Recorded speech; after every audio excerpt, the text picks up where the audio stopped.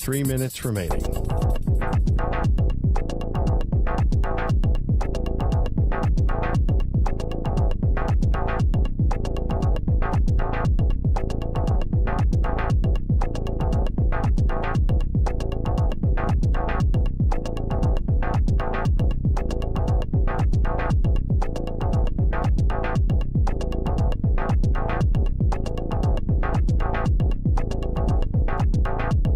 Two minutes, 30 seconds remaining.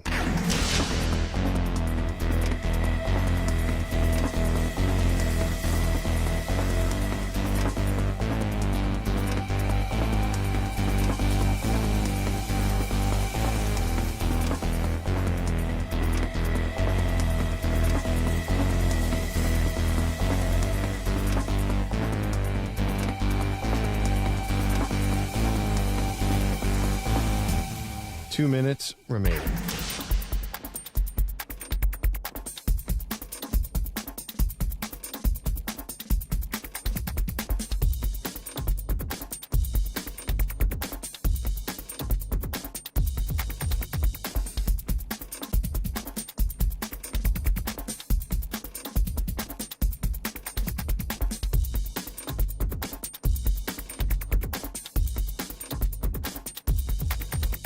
One minute, 30 seconds remaining.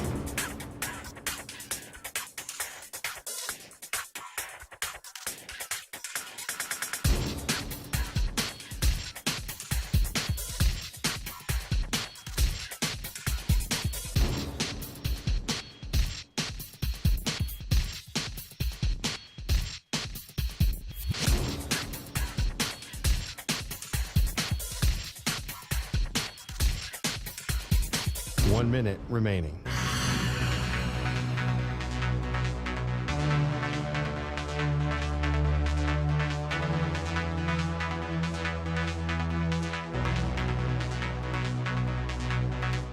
Forty-five seconds remaining.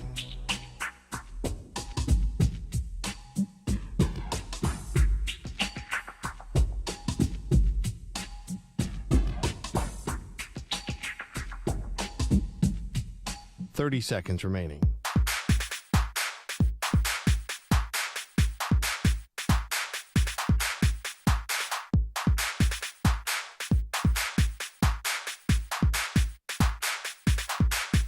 Fifteen seconds.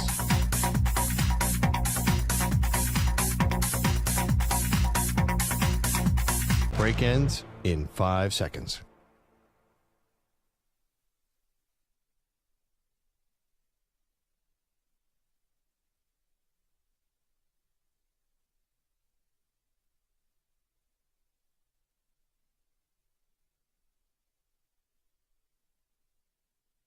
To infinity and beyond. He's live. He's nationwide. This is the Zach Gelb Show.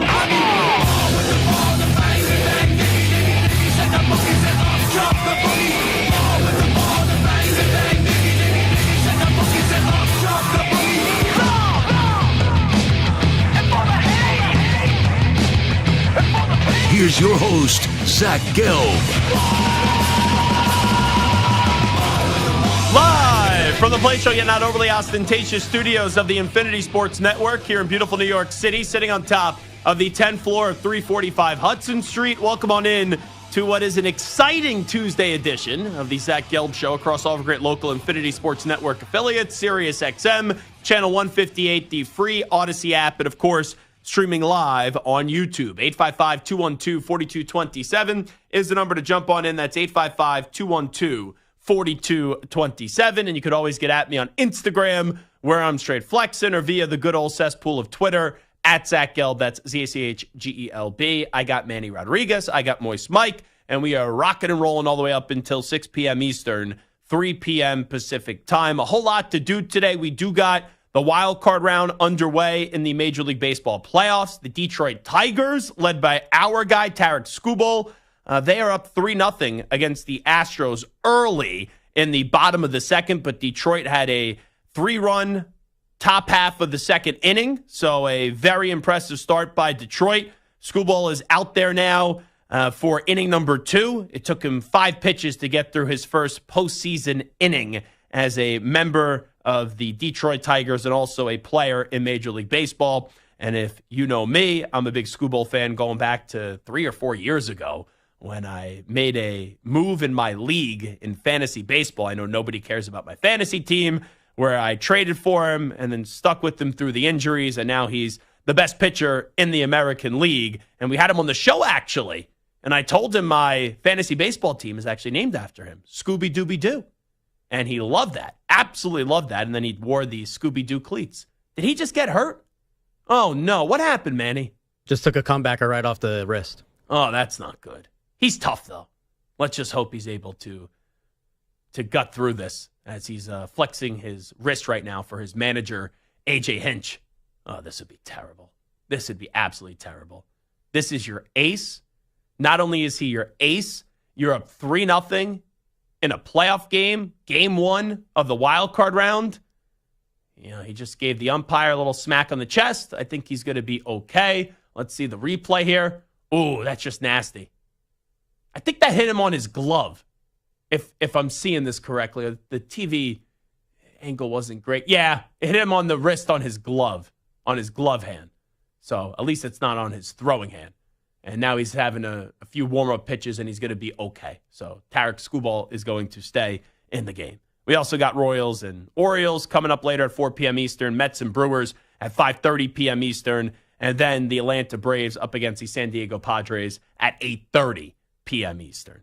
And, oh, yeah, by the way, coming up in 15 minutes, the preeminent running back in college football, Ashton Jeanty from the Boise State Broncos, is going to stop by right on the show today at 3:20 p.m. Eastern, 1:20 p.m. Pacific. So all of our great listeners on KTIK in Boise, 1:20 p.m. Mountain. So coming up in a bit, Ashton Jeanty, who is making his case to join me here in New York. I won't have a Heisman Trophy to win, but he could have a Heisman Trophy to win. He's going to be stopping by and joining us. We had 2 football games last night. The Lions, in a high-scoring affair, take care of the Seattle Seahawks. And then we also got to see, maybe, this could be hyperbole, but when watching it, it felt this way. At least there was points. One of, like, the worst football games I've ever seen. There was 2 games on. I have 2 big screen TVs in my living room for nights like this. And sometimes I'll bring out another monitor and an iPad and a computer as well. But I have 2 big screen TVs. Lions and Seahawks was on. And on the other TV, I briefly had on the Dolphins and the Titans. And then I said, okay, just put something else on. Because that's how bad that game was. And you knew going in there wasn't great expectations. Let's be real.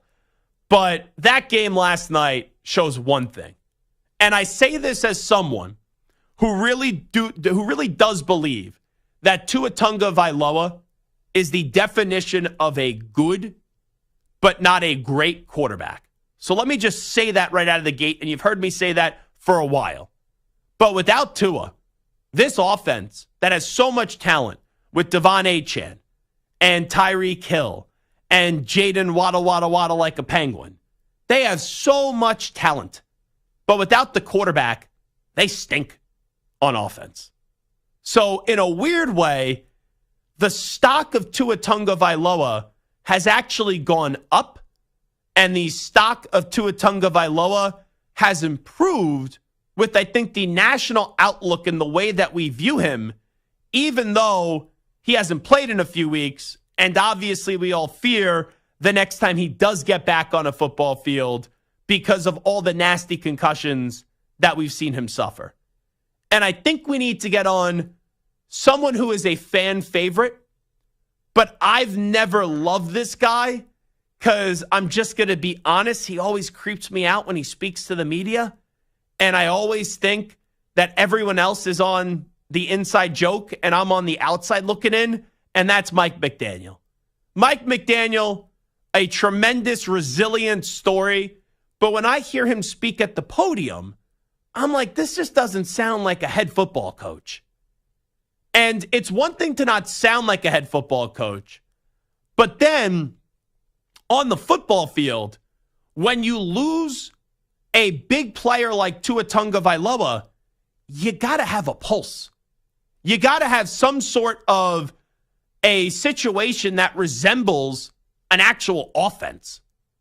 Mike McDaniel, without Tua Tagovailoa in these last two games, and let's be real, it's not like you're going up against two great teams.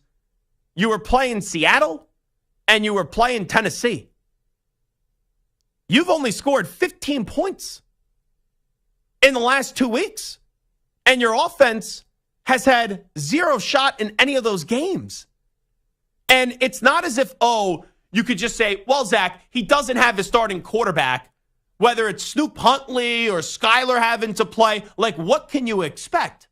Well, last year I saw Zach Taylor lose Joe Burrow, and Jake Browning was 4-3 as a starter. I saw Kevin Stefanski multiple times last year lose to Deshaun Watson. When everyone else for the Browns started, Stefanski was 7-5 without Watson. And Shane Steichen lost Anthony Richardson early on in the season, and he was 7-6 without his starting quarterback. So two things could be true here. Mike McDaniel is not doing a good enough job trying to get something out of this offense. Just a fact. The other thing is, Chris Grier, what the heck were you doing when you were constructing this roster? And don't tell me, hey, you can't predict injuries. And don't tell me, hey, Zach, it's kind of an inconceivable situation here that the Dolphins are dealing with. You allowed Tua Tagovailoa 1 year of actually being healthy with the litany of unfortunate injuries that he suffered to make me think, if you're Chris Grier, that you enter a season with Skylar Thompson and you had Mike White and he wasn't good enough, and then it's like, we'll go get Snoop Huntley. Like, you didn't have a backup quarterback plan. And I understand it's never easy when you lose your quarterback. But we have seen teams recently. Now, I'm not going to go to the level of like, I expect the Dolphins to be the Eagles when they lost Carson Wentz and Nick Foles goes on to win an NFC championship game and then a Super Bowl and then a Super Bowl MVP. I'm not saying that. I'm just saying if Mike McDaniel is this offensive genius and this offensive wizard and this offensive god, like everything he touches just turns to gold, this is the best he could do the last 2 weeks. When we've seen other coaches have to go to their backup quarterbacks, and not only have they been competent, but we saw those coaches be in the playoffs or be in the playoff mix last year. So this is a bad look for Mike McDaniel. And it's also a bad look for the general manager in Chris Grier, who, quite frankly, he has been in Miami for a long time. And that dude has not done a lot of winning, and he keeps on keeping his job. So it's nice that you get Tyreek Hill. It's nice that you were able to draft Jalen Waddle. And, right, you were able to get Devon Achane. That was a steal. Raheem Mostert as well when he's healthy. They got a lot of pieces on that offensive side of the ball. But Chris Grier, you laughed in the media's face when they criticized your offensive line this summer. You said the media worries more about the offensive line than we do in this facility. And you knew that even though your quarterback was healthy last year, he has an injury past. So how does the coach, even with whoever you're starting, with all this talent that's still around him, can't find a way to just be below average on offense? I'm not even saying average. Because right now this offense stinks, sucks, terrible, awful, abysmal, putrid with the Miami Dolphins. Well, it's two reasons. Mike McDaniel is overrated as a head football coach. And also, Chris Grier didn't do a good job in addressing the backup quarterback position. And this is a look that you obviously didn't want to have happen with Tua Tagovailoa because you didn't want him to suffer another concussion. But with him not being able to play the last two games and still having to sit out for two more games, it shows his importance to this team. And it shows that even though I only view Tua as a good but not a great quarterback, what we've seen the last two games displays why Tua gets great quarterback money. Because life without Tua Tagovailoa is really ugly for a Miami Dolphins team that has a ton of talent, but it exposes weaknesses. And it exposes the weakness of the general manager to fail to address the backup quarterback position, and how this head coach and Mike McDaniel, solid head coach, he's not a bum, but without Tua, he has not been able to find any rhythm on offense. And it's not like you don't have the weapons. So we'll see what happens with Tua moving forward and when he comes back. And we'll see where the Dolphins are going to be. But hey, they play my football team this week in the Patriots. I actually have something to look forward to. I'm not saying the Patriots will win this game. But there's not many games this year that I walk in and say the Patriots have a chance. I know that. This is a game they have a chance. Because as bad as our offense is right now, and I'd rather have the weapons that the Dolphins have the weapons, right? They have the shiny car in the driveway, but there's no gas in the tank right now because they don't have the guy that usually drives the car and is responsible for filling up the gas into Tua Tagovailoa in that driver's seat. And when they don't have him, this is ugly. And their next 2 weeks, they got the Pats and they got the Colts. They lose both those, and they're sitting there at 1-5. It's like, why even bring Tua back? If they could split these next two, and you're 2-4, you got no margin of error if you're Tua, but at least you're still in it. You don't win these next two. Turn out the lights. The party's over. Let's hear from Adam Schefty of the ESPN. He was on earlier today talking about Tua Tagovailoa's future with the Miami Dolphins and what he's hearing on a potential return with Tua on IR and having to at least sit out 2 more games. The Patriots, you got a bye week. Sandwich in between, and then you have the Indianapolis Colts. I think he's going to be back, and I think that that's something that a lot of people at the time thought was challenging, if not unlikely. The fact of the matter is he has been symptom-free, and he has felt better, and he's visited with neurologists, and to my knowledge, I don't think anybody said to him, you can't do this, and I think he wants to go do this. I think at this point in time, it'd be surprising if Tua didn't come back. I'm actually with him. I don't want to see Tua return because a former Alabama friend of his and teammate and Damian Harris joined us, and he talked about the personal side of this. Dude, go live your life. Go live your life, and it's going to be tough to watch him actually play with all the public concussions we've seen him suffer. But I said this at the time, and even though I vacillated on this, I'll fully admit that because, I just change on this all the time. I know that his mom wanted him to retire a few years ago, Tua. And it's going to be tough to tell your mom no again. But when you leave it in the hands of the player and he's going to get cleared, the player 9.9 times out of 10 is going to say, hey, I want to play. And Tua will inevitably come back, but it's will we see him after these 2 games? Because if you don't play him there because you feel like your team's out of it, then what's the point of playing him for the rest of the season? So these next 2 games are big for the Dolphins, and it's time for Mike McDaniel to start showing his value as a coach. By the way, I saw something on the YouTube chat. 855-212-4227 is where you could reach me. And I saw a comment in the YouTube chat from Two-Tone Tony, who I usually like. I will not say anything really negative about Two-Tone Tony. But Two-Tone Tony says, Zach needs new glasses at his age. What are wrong with my glasses? I don't want to sound like a snob. These are Gucci glasses, for crying out loud. These aren't cheap glasses. And you're telling me I need new glasses? What's wrong with these glasses? They're not that old. I've had them for a year and a half, 2 years. I get a lot of compliments on these glasses, especially they got a little leopard on the side too, Manny. I like these glasses. I truthfully don't see anything wrong with your glasses. I don't know. Maybe we could get you some thicker ones, make you look like a hipster here in these New York City streets. You think I want to look like Pat Boyle with those big funky glasses when he looks like Chael Sonnen? No, I don't want those. Well, I mean, I did try a pair of those on though last time when I was at the glasses store. Did you like it? I thought I looked good in it, but come on, then. This is what Two-Tone Tone is talking about. I thought I would look a little douchey.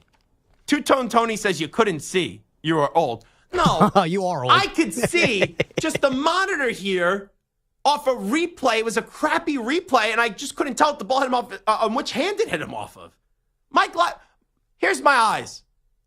My right eye is 20/20.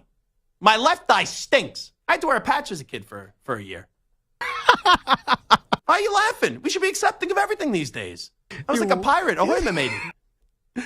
All righty, we'll take a time out on the Zach Gelb Show on the Infinity Sports Network. When we come on back, the preeminent running back in college football, Ashton Jeanty from the Boise State Broncos, is going to join us. But first, if I could read this. Football is back, and what better way to celebrate than winning some cash with Sleeper Picks? Sleeper Picks is a fantasy game, but you can win real money. Just pick more or less than at least 2 player stats, and if your picks are right, you win. You can pick up to 8 players to win up to 100 times your money, and Sleeper has a couple huge offers to kickstart the football season. For new users, Sleeper will match your first deposit with up to $100 credit to your account. If you've already played, Sleeper's got discounted player projections for you every week of the season. So download the Sleeper app now and use my promo code SCORE, that's S-C-O-R-E, and your first deposit will be double with the credit up to $100. What are you waiting for? Download Sleeper today and use code SCORE for a credit up to $100 match on your first deposit. That's code SCORE. Must be 18 years in most states and in state where it's legal. Promo code and other restrictions apply. Visit sleeper.com. Please wager responsibly. Gambling problem, call 1-800-426-2537 for help. Paid for by Blitz Studios.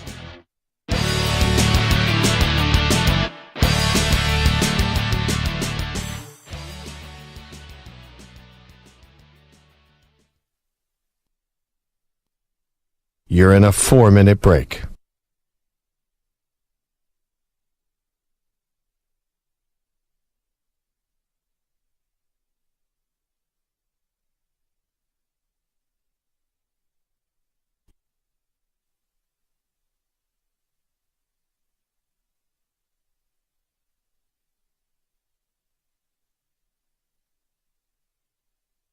Three minutes, 30 seconds remaining.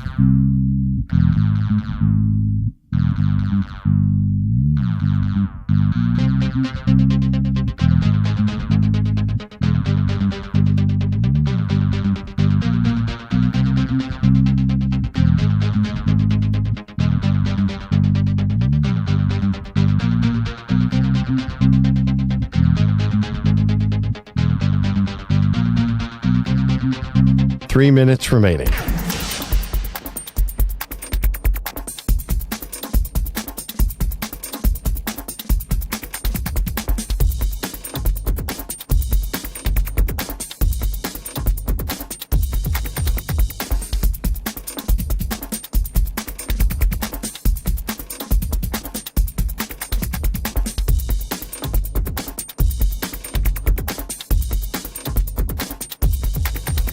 Two minutes, 30 seconds remaining.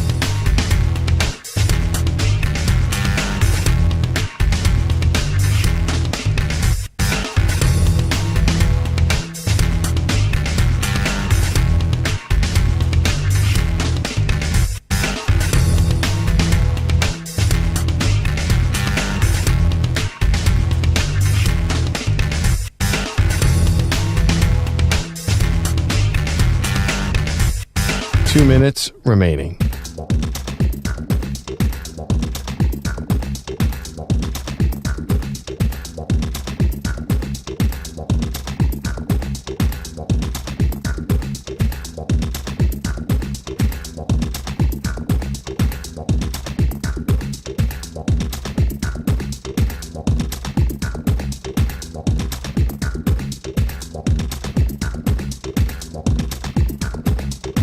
One minute, 30 seconds remaining.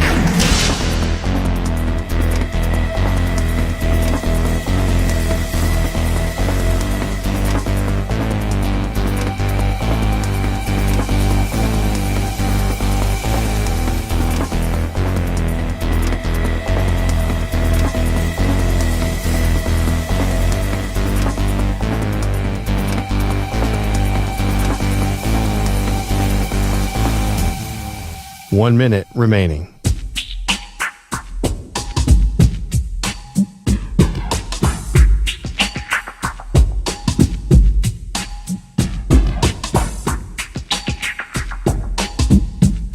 Forty-five seconds remaining.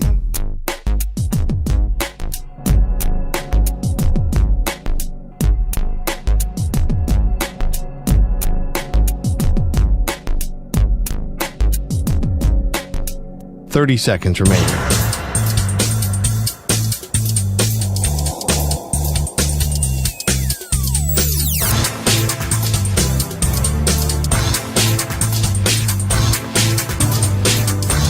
Fifteen seconds.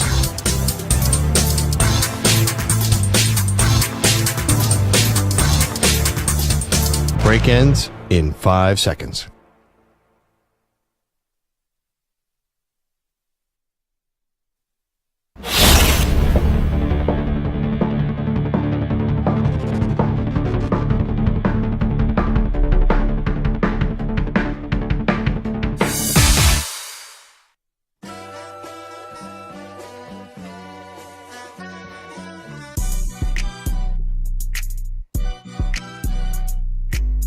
This is the Zach Gelb Show.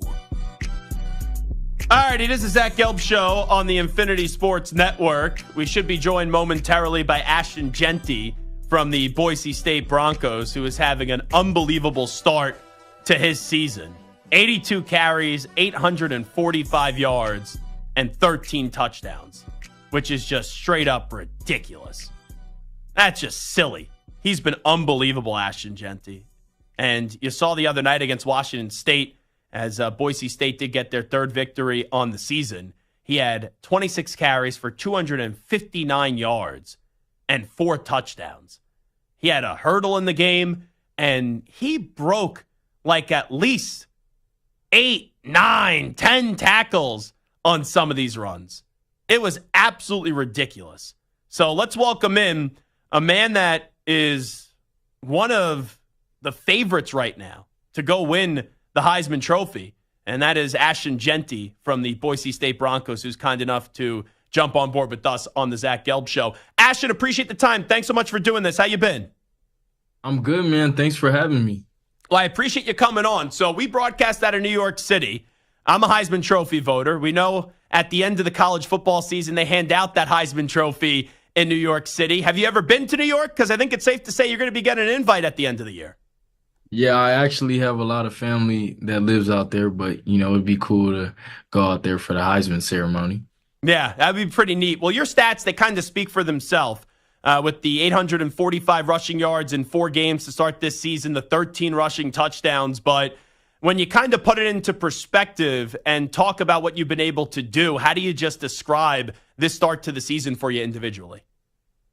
Well, I think it's been amazing, but at the same time, I got to give love to my guys because, I wouldn't get this personal success without my teammates, without my O-line, receivers, tight ends doing a great job blocking for me. And, because of that, I've been able to have extreme success on the field personally.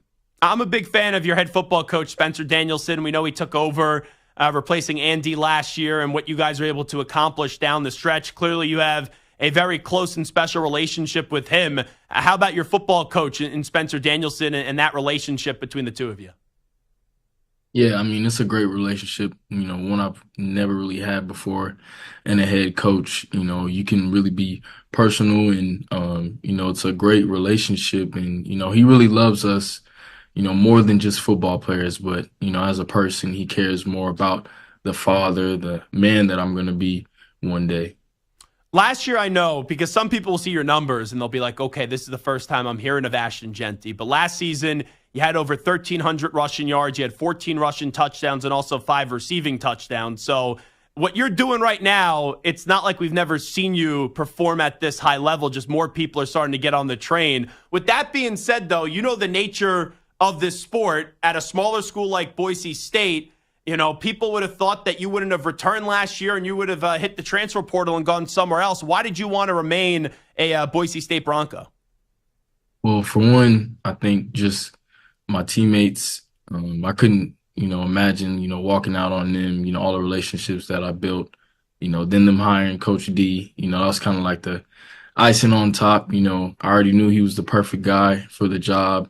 I was actually one of the many people on this team like rooting for him to get the head coaching job. And then just the city, the place, like, it's an amazing place. And, if I were to transfer go somewhere else, I wouldn't be able to leave the same legacy that I could here and make such a big impact.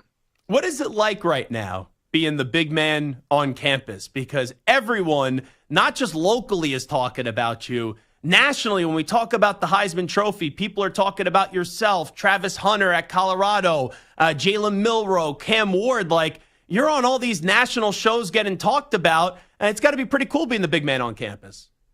Nah, it's definitely dope to see. It's very cool to see, but at the same time, man, I'm trying not to stay distracted with, all the hype, all the noise. Every time I go on my phone now, it's somebody talking about me, a video, which is really cool, but at the same time, I just got to stay focused, Well, you're extremely humbled. How do you remain humble? How do you remain grounded and not let the success and the national praise really get to you? Well, that's what got me here in the first place was, being humble. That's how I was raised. That's how my parents raised me to be. And, continued success is, great, but, it's kind of like, how do you handle success? Even though things are, going really well, are you going to, start bragging too much and being boastful, or, are you going to appreciate, what you have and, what's coming your way and like keep building on it? And that's what I want to do. Ashton Jeanty here with us. So I stay up late here on the East Coast to watch your guys' games because I love your program and I love watching you play. You're just someone that makes, a viewer on their couch just want to tune in. And I'm going nuts in my apartment last weekend with all those touchdown runs that you had, and you're breaking tackle after tackle. When you're in a game like what you just had the other week on Saturday night, are you just in a zone where it doesn't matter who's in front of you? You know you're going to find a way to burst through them and keep the ball moving down the field. Yeah, I mean, that's my mentality going to every game. I'm trying to break as many tackles as I can, whether I got to break 2, 3, 4, and like you seen last week, sometimes 6, right? Whatever it takes to get in the end zone, whatever it takes to make a play for my teammates who are, working hard to block for me. Even when you brag, it's still in a humble way. That was a good humble brag. Even like 6 guys that you went through. That was a good job, Ashton Jeanty. I appreciate it, man. What was your favorite run in that game? There's so many just awesome runs where my jaw was just hitting the floor. I couldn't believe it. Even when you caught the ball and you had the hurdle too. When you look back at just the game on Saturday, which run stood out to you the most? Yeah, I mean, a lot of great runs and, a lot of big runs. But I think for me, it was in the fourth quarter, really my last touchdown, goal line, kind of running over the linebacker into the end zone. And I feel like that one just shows like the mentality of me as a player. It's fourth quarter, kind of put that nail in the coffin, just defeat the team, really impose your will on them. And, that's who we are as a team, not even just me personally. So I feel like that exemplifies Boise State football. It's easy for me to say because I'm just watching the game on my couch. I actually thought that was your easiest touchdown run. So I was surprised that ended up being the one that you said was the one that you enjoyed the most. Yeah, no, it definitely it was probably an easy one for sure, but it was like, the cherry on top, and then, I hit the Heisman pose after. So yeah. Have you thought about doing that for a while? That's the first time you've done that so far this season, the Heisman pose, right? Oh, well, that's actually the second. So my first time was versus Georgia Southern on my first touchdown, took it 70 yards. But that one, I just felt it was necessary after the type of game that I had. So, why not? Ashton Jeanty here with us. So when you are like trying to be an NFL running back, and I know you want to be yourself, but I'm sure you've watched other running backs. Like, who are some guys that you kind of pull from, or you watch and you go, okay, I could try to take this and implement it into my game? Who are some running backs from the past that you kind of look up to? Well, just the mentality of like running over guys for sure, Marshawn Lynch. And then I think modern day, just being elusive, making guys miss, and be able to catch the ball, line up in the slot or whatever it is, just get the ball in space. I think Alvin Kamara, who's kind of made a resurgence. He's always been one of my favorite running backs, but in the way the game is modern day, you're that much more better as a running back if you can catch the ball out the backfield. It's so crazy that you mentioned Marshawn Lynch and then also Alvin Kamara, because I had 3 names written down that we're going to bring up to you. Marshawn Lynch, Alvin Kamara, and then also Ashton Jeanty. I had Derrick Henry. Just the way that you bulldoze through some of these guys. It reminds me a little bit like King Henry. Yeah, I appreciate that. How about catching the ball out of the backfield? You did it a lot last year. You haven't had to really do it that much this year. You just talked about it. Do you think we'll see more catching the ball out of the backfield this season as it goes on? Yeah, definitely. I think, just with the way our run game has been this year, it's been extremely dominant. Not to say that it wasn't a great run game last year, but I think with what we're doing right now, I mean, the run game's been going really well, and, having play action pass off that was really been successful for us as an offense. But, I'd love to get more receptions, but, that's always something that I can do. And, whatever it takes each week for the team to win, that's honestly what I'm going to do. If someone's hearing you right now, Ashton Jeanty, for the first time, and they go, okay, I've never seen him play, how would you describe your game? Who is Ashton Jeanty as a football player? Electric, a big play waiting to happen, but also just for 4 quarters straight of just running hard, giving everything I got. How do you not get tired? Like, Travis Hunter plays both ways. It doesn't seem like he ever gets tired. Your motor's just as strong at the end of the game as it is in the beginning. How do you not appear to be tired on that football field? I would just attest that to the way we practice. Coach D talks about it all the time. Like, we got to stress ourselves more in practice so that the game feels easier. And, that's why we're able to finish games in the fourth quarter. When the other team's tired and, they're about to quit, we're ready to go. We're ready to play 4 more quarters after that. So I think the way that I practice, I really push myself each and every single day. And I think that's what helps me to push through in the end of games. When I talked to your coach right before the season started, he said that you are the best player in the country, and he doubled down on that after your sensational Week 1 performance. Do you feel like when you take the field that Ashton Jeanty is the best football player in the country? Yes, sir. And, I play on one of the best teams in the country also. But I full-heartedly feel like that, and, I think I've proven it a little bit, but, I'm not done yet. I still got a lot more to prove, and, as the season goes on, I'll keep proving that I'm the best player in the nation. And you know what it's like not playing at one of the 4 power conferences. People are going to say, even with your success, hey, Boise State can't win, a college football playoff game. Ashton Jeanty, he could get an invite to New York, but he can't actually win the Heisman Trophy. Oh, a player from Boise can't be the best player in the country. What do you say to people that say that about you and also your program? Yeah, I think when you look at Boise State as a program, we played in a lot of big-time games, won a lot of big-time games, so you can't really count us out. And obviously we didn't win against Oregon this year, but, we've seen how well we played, how close we played in the game with them. I don't know what their rank was. I know they're a top 10, whatever. But, we won Fiesta Bowls. We won a lot of different championships. We can compete with the best. I could go down a long list of your so-called Power 4, Power 5 teams that we've beaten, but I'm not going to do that because we don't got enough time. But, at the end of the day, haters are going to hate. No matter how well a team is doing, no matter what the success is, they're always going to call something out, say whatever. So at the end of the day, their opinions don't matter. And, all I'm worried about is us, we keep the success going and we keep winning.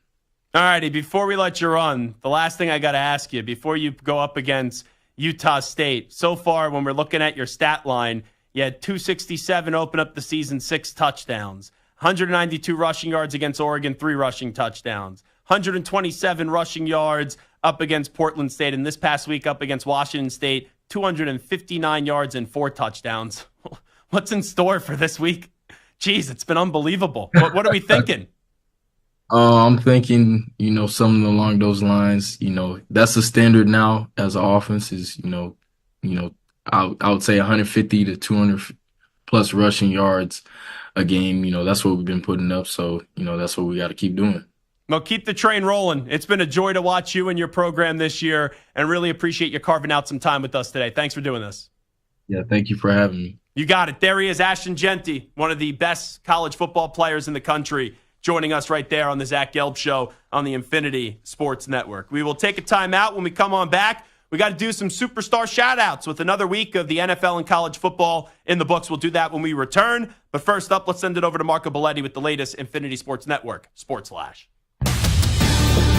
Infinity Sports Network, Sports Flash. And Zach, we're sponsored by Progressive Insurance. Protect your family, your phone, and your furry friends with Life electronic device and pet health insurance. Big day of baseball, Astros and Tigers. Game 1 of this 4-game wild card round. You got the Tigers leading at 3-0. They're in the bottom of the 4th inning. Tarek Skubal has given up just 3 hits. He's struck out a pair. Framber Valdez has struggled. 3 runs, 6 hits through the first 4 innings. Still out there for Houston.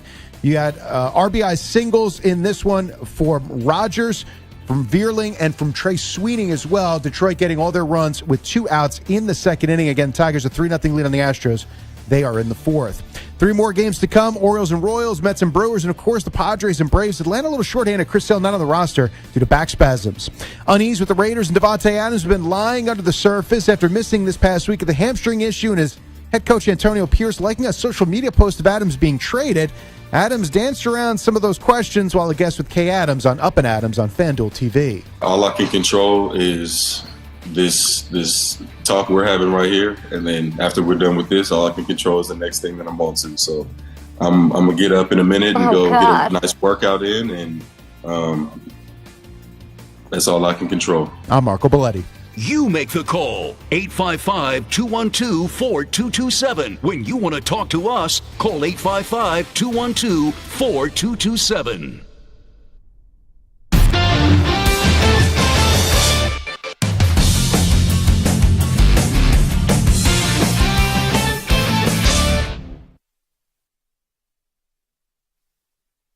You're in a 5-minute break.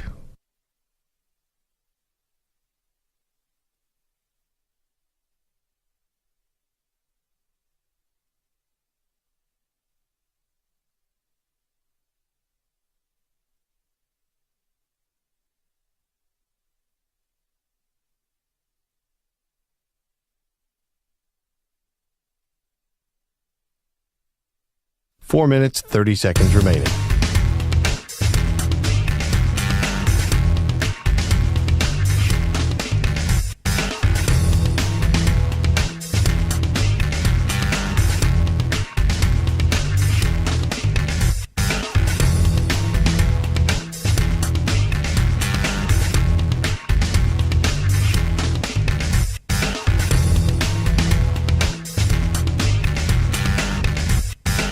Four minutes remaining.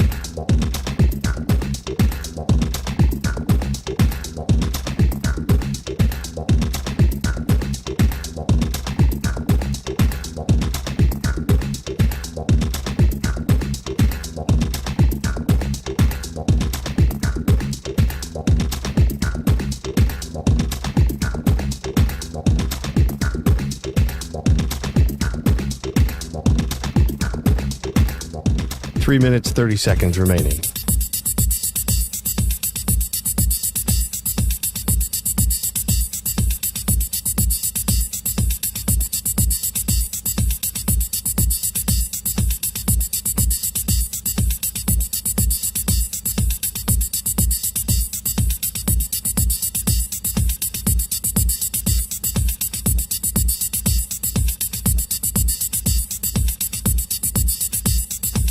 Three minutes remaining.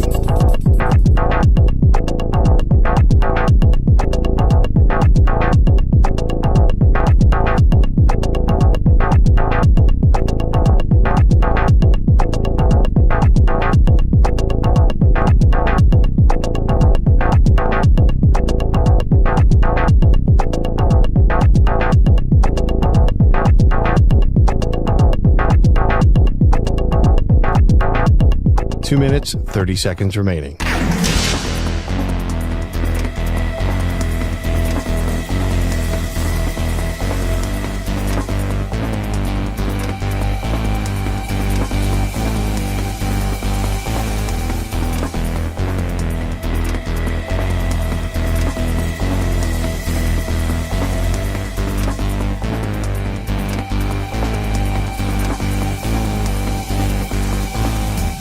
Two minutes remaining.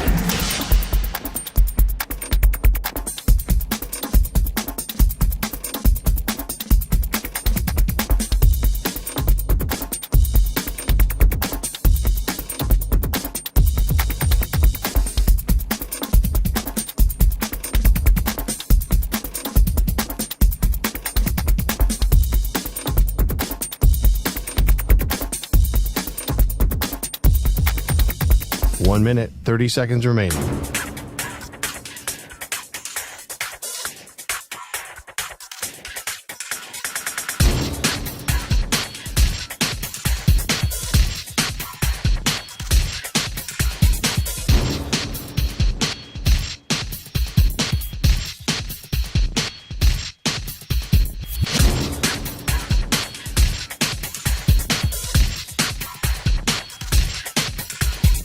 One minute remaining.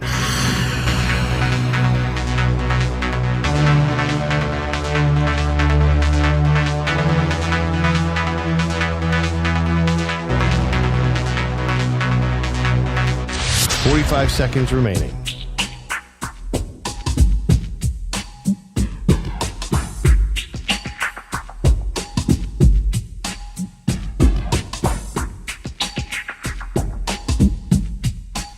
Seconds remaining.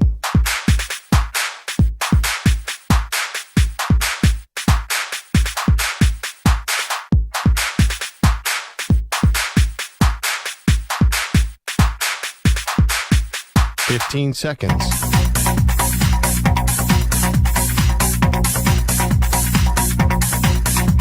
Break ends in 5 seconds.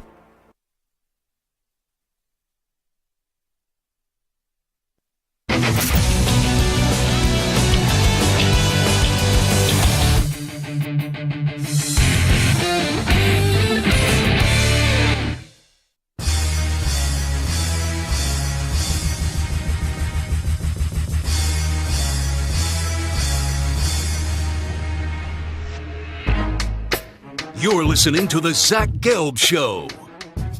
And the Defensive Player of the Week is sponsored by the Navy Federal Credit Union, who proudly serves the Armed Forces, DoD, veterans, and their families. Their members are the mission. Learn more at NavyFederal.org. This week, it's Falcons linebacker Troy Anderson, who ran back a crucial pick six in the second quarter to help the Falcons beat the Saints 26-24. Anderson also finished his monster game with 17 total tackles, 10 solo, and a tackle for a loss. Before we get to superstar shout-outs, Manny Rodriguez, I got to ask you a question, because you are a man that has somewhat of a decent fashion sense. And Manny's like, I got to already get this on the Instagram. I know where this is going. You're going to clip this and put it out there for all your friends to see. Can I get that one more time, please? Yeah, great fashion sense. All right, thank you. Spectacular. Appreciate that. What Ashton Jeanty is to college football is what Manny Rodriguez is to the fashion world. So today, what are you wearing? Is that a baby blue sweatshirt? Yes, a baby blue sweatshirt. And then a green bomber? With a green bomber, yes, all courtesy of H&M, yes. Okay, and then you're going a backwards cap, too. Yes, this one is For Others. It's actually a nice little company that they have. They actually, every time you make a purchase... What are you, just plugging people? I don't care about the company unless they're paying me right now. Give some food to a food bank. So it's nice and people. Sorry, yeah, that's great. That's phenomenal. What did you say the name of it was? For Others. Gotcha. Every purchase that you do, a local food bank gets a little bit of food. So, okay. This is so that's phenomenal. Appreciate We you. will endorse that when you go H&M right out of the gate. I'm like, what is this guy, a walking advertisement today? I go, this is Plugola. So I am wearing a Mets sweatshirt today. Rightfully so. Right? You like this sweatshirt, too? I do. It looks like a jersey, but it's a sweatshirt. Oh, it's one of those. Yeah. No, Yeah. That's a sweet looking one. I like the National League patch on it, too. So I realized it when I was interviewing Ashton Jeanty. It's the Boise State Broncos colors, too. Except it says Mets. You know, it's like Boise State. Yeah, I can go look in that blue turf now. Yeah, I see it as well. It took me a little, because, I think of so many different colorways with Boise State now that blue and orange just kind of slipped my mind. I just keep thinking blue and white. But, that works out as well. Because you're an East Coast snob and you only care about the Mets and the Knicks. So well, not the Mets, not at all. Well, I'm saying, though, that's what's on your mind these days. Maybe the Islanders, too. Ugh, God forbid. But... if you want Islander gear, just go to Pat Boyle. He rubs arms and elbows, with John Ledecky. You can only catch me at the Garden. Yeah, the owner of the Islanders. But anyway, what I'm saying is, I think I need a Boise State football sweatshirt. We could probably make that happen. Yeah, my folks at KTIK need to talk to the fine people at the Boise State Athletic Department. I'd wear a Boise State sweatshirt. Yeah, get something from the bookstore. Why not? Yeah, a little blue and orange. Looks good on you. See, bookstore fine. They got a whole box in the football facility with some 2XL sweatshirts. Send one my way. I would gladly represent it. All righty. It is time for superstar shout-outs. Manny Rodriguez. Hit it. Another week in the books. Who stood out on the gridiron? We give you our superstar shout-outs right here on the Zach Gelb Show. All righty, let's start off in the college football world. The biggest game of the weekend was Alabama. And Alabama did go up against Georgia. It was an epic start for the Crimson Tide as they had a monster, and I mean a monster lead at halftime, 30-7. But then at one point, they looked up with 2:31 to go in the fourth quarter, and Georgia had a 34-33 lead. But then on the next play, Jalen Milroe hit Ryan Williams for 75 yards. It was a touchdown. House call. And the 2-point conversion was good Alabama wins the game by a final score of 41-34. Here's my shout out. I'm giving a half shout out to Jalen Milroe and the other half to his unbelievable 17-year-old freshman wide receiver in Ryan Williams. Jalen Milroe, 27-33 for 374 yards, 2 passing touchdowns, and led the team in rushing, 16 carries, 117 yards, and 2 rushing touchdowns. And oh yeah, by the way, that 17-year-old Ryan Williams, he was looking like a ballerina on the football field. He catches the ball and twirling around. 6 receptions, 177 yards, and a tutty. That is my half shout out. Other half shout out. Half plus a half equals 1, if I'm not mistaken. And there is my 1 superstar shout out. What do you got? What I got is a little bit of envy and a little bit of anger now, because now I understand why I couldn't pick Ryan Williams earlier this morning. That was redundant. Fair enough. It was redundant. Like, I said to Manny, I'm picking Miller. He goes, okay, I'm going to pick Ryan Williams. I go, let's pick a different school, like a different game or a national show. We don't have to just be honks for one team. All right, fine. Speaking of redundancy, my shout out So will then, go yes, to... I did look at your paper, and I took a little bit of your answer, too. my shout out will go to Ashton Jeanty. 26 carries yesterday on Saturday, 259 yards, 4 touchdowns. Zach, 82 carries, 845 yards, 13 touchdowns in 4 games. That's mind-blowing. Stupid. It's stupid. It's almost like I just interviewed him for 15 minutes, and like you're telling me these numbers like I've never heard them before. He's just an incredible football player. He continues to show it, and that's why I don't have a Heisman vote, but I probably would after 4 games. Yeah, you get 3 votes. First place, second place, third place. And right now, in no order, because I got to be respectful here of the process, and I can't give away what my ballot would necessarily be 1, 2, and 3 right now. But in no order, you would have Jalen Milroe, Travis Hunter, and Ashton Jeanty, I think, are your 3 names, with Cam Ward lurking. And if Quinn Ewers could come back and play well, he's also in the conversation, too. So that's kind of the Heisman field. All righty, next stop. We will go to Florida. UCF was a double-digit favorite up against Colorado. And I understand Coach Prime beat a team that was in the national championship game when it was his first game coaching at Colorado. That team ended up being a 5-7 team.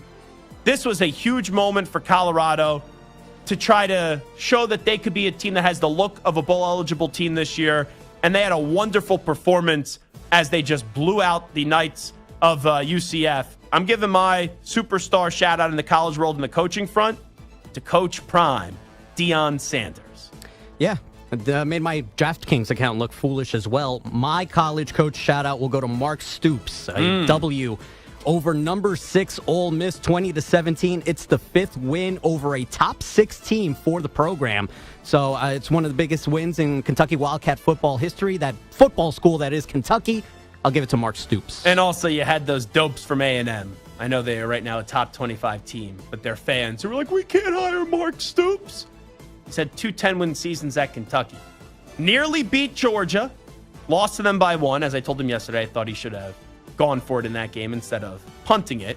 And then a few weeks later follows it up, shutting down Lane Kiffin's high-octane offense. Great job going with Mark Stoops. All righty. Let's turn our attention to the NFL gridiron. I will start with the Tampa Bay Buccaneers.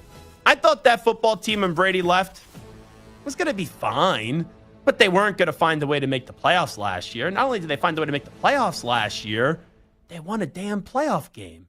So now I enter this season, and everyone was talking the Falcons, and they are 3-1 to start the year. And I know the Eagles are banged up, but they just dominated the Philadelphia Eagles. Baker Mayfield had 2 passing touchdowns, 347 yards passing. I saw a nice run by Bucky Irving in the game. Mike Evans, all he does is deliver. He had 94 yards and a touchdown. And the Eagles offense could do absolutely nothing in the game. And the Buccaneers defense had 7 sacks. Levante David just keeps on getting older and older and older, and he keeps on being a stud in Tampa Bay. So I am giving my superstar shout out on the coaching side to Todd Bowles.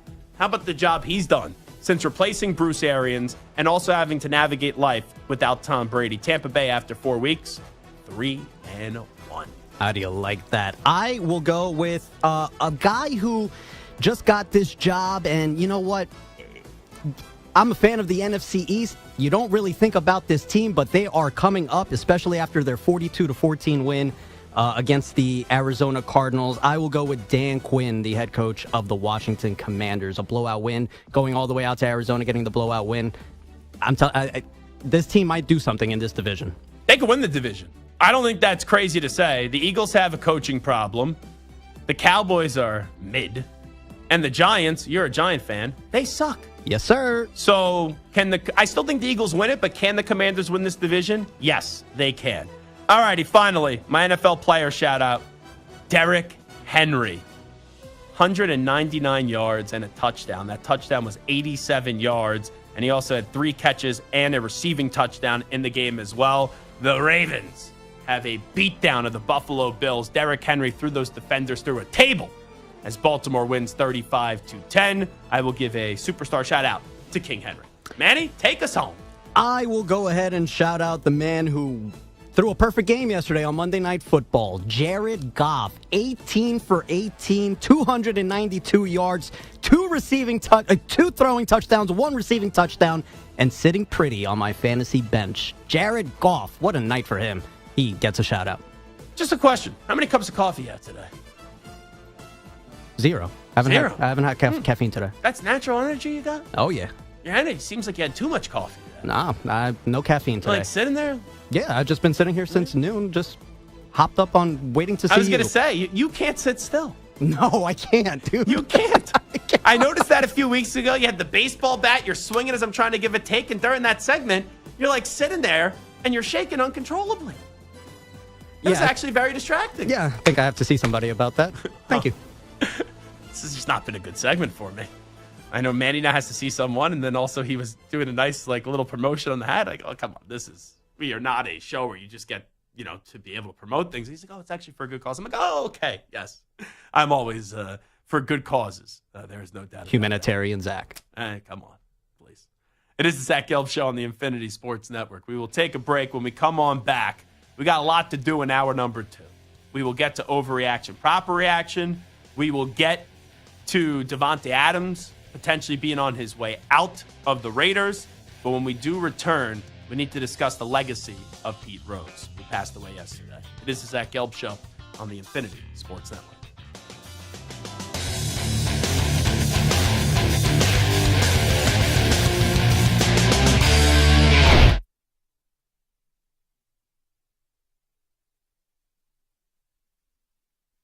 You're in a 5-minute break.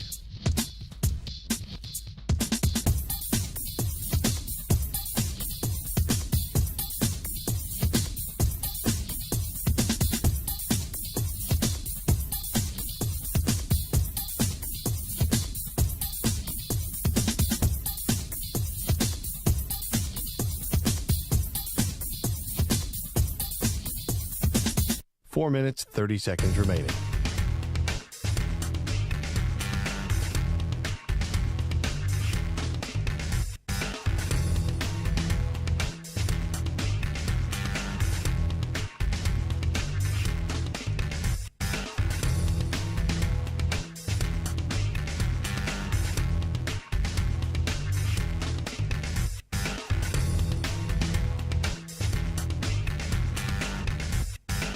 Four minutes remaining.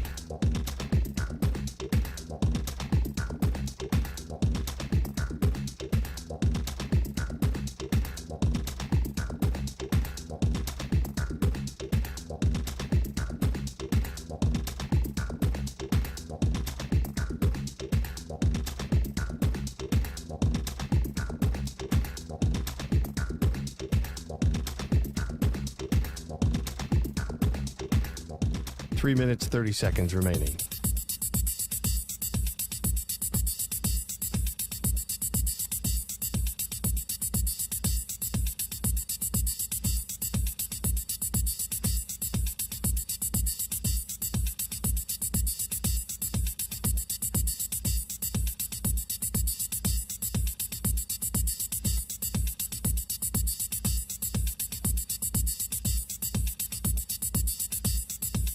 Three minutes remaining.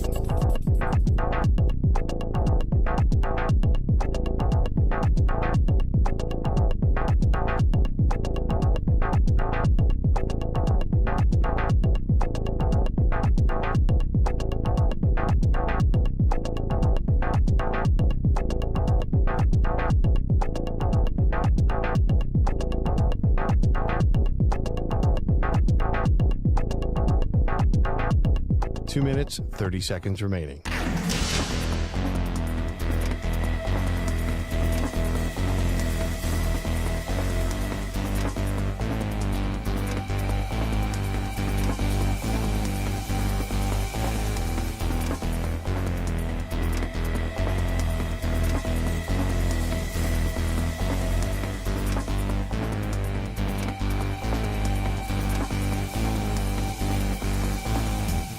Two minutes remaining.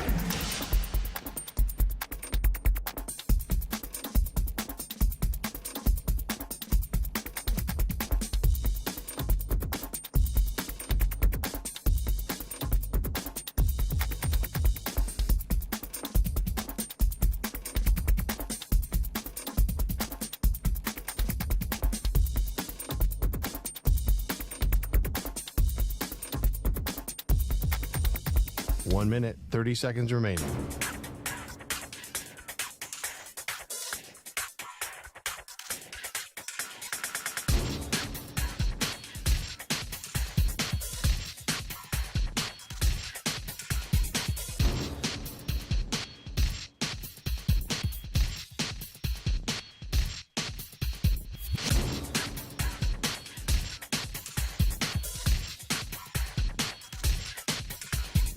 One minute remaining.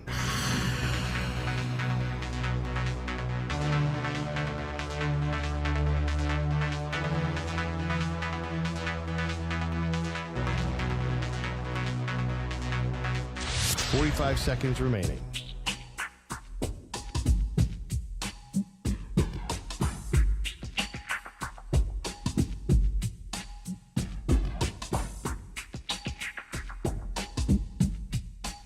Seconds remaining.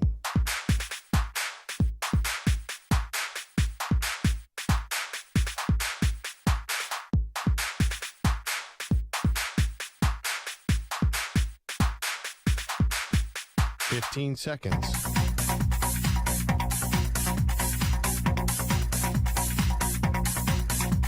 Break ends in 5 seconds.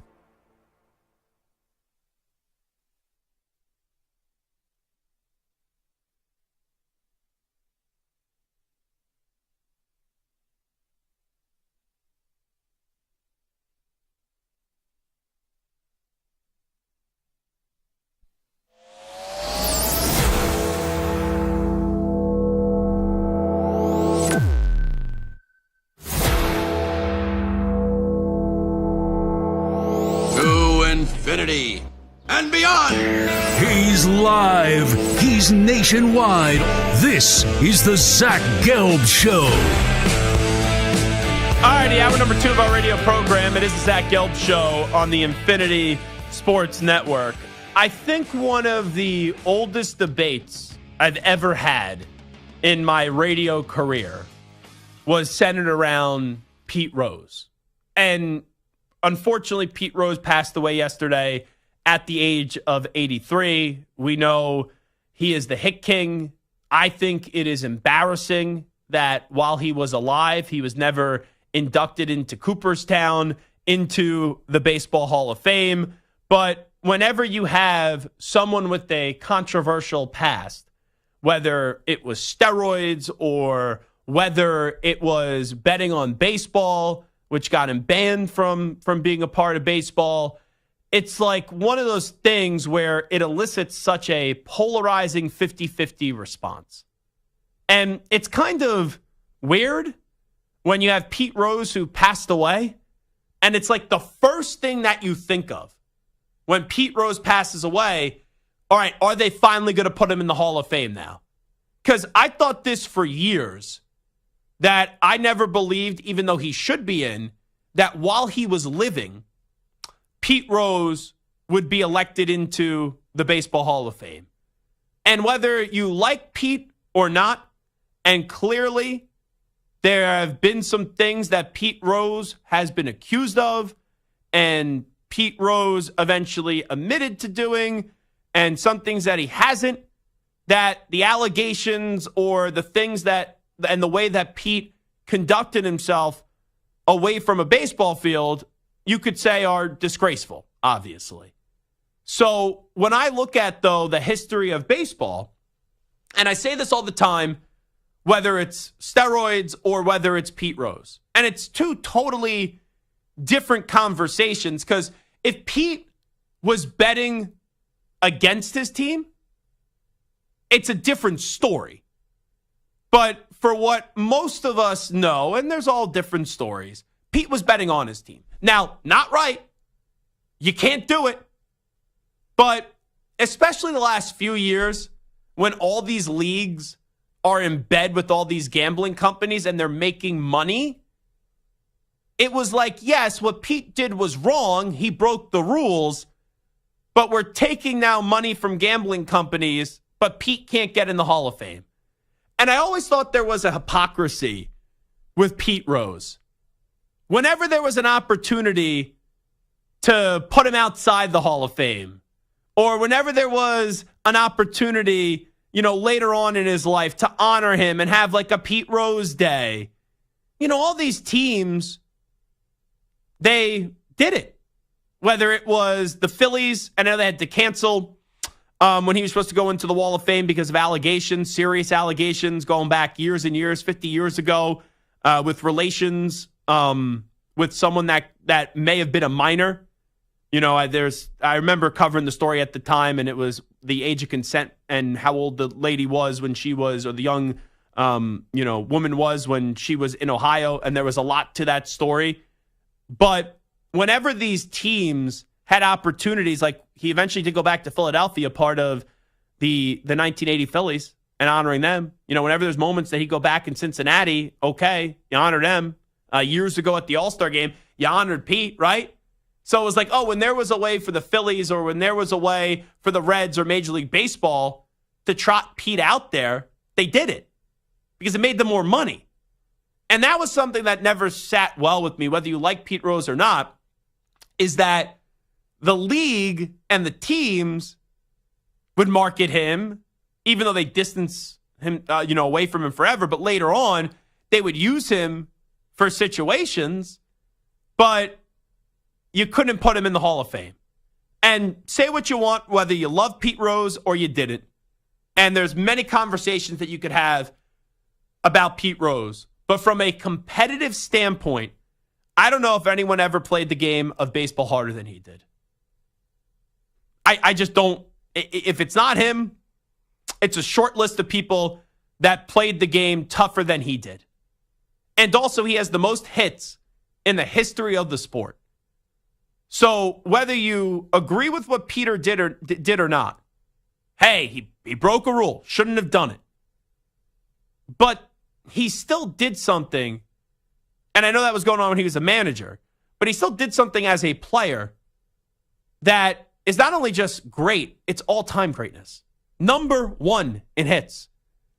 And even if you don't like Pete, which I understand, or if what you did or what he did, if you thought he was wrong, if you thought it was wrong, which it was, still, how do you exclude the guy with the most hits in Major League Baseball out of the Hall of Fame? Just doesn't make sense to me. And also, it's like the same thing with the steroid guys. Barry Bonds cheated. Roger Clemens cheated. Sammy Sosa cheated. But those guys still put up great numbers in Major League Baseball. Now, you could look at those numbers, and you could look at them sideways, and you could understand those numbers with context. But I always thought the role of the Hall of Fame was to tell the history of the game. And I've been to Cooperstown, I want to say at least 4 or 5 times. Because I went when I was a camper at a sleepaway camp on a trip that we went to. And then when I was a staff member and eventually running the 7th and 8th grade boys at the sleepaway camp when I was their division leader, we did a trip to Lake George. You went on that mini haha boat, which was unbelievable. Hey, great fried chicken on that boat, too. And then, we eventually made our way to, I think it's Howe's Cavern. There was an amusement park out there, and then also Cooperstown. And it was crazy to me when you would walk in Cooperstown and you could see a photo of Pete Rose Or you could go on the virtual like record books that they have, and you would see that he had the most hits of all time.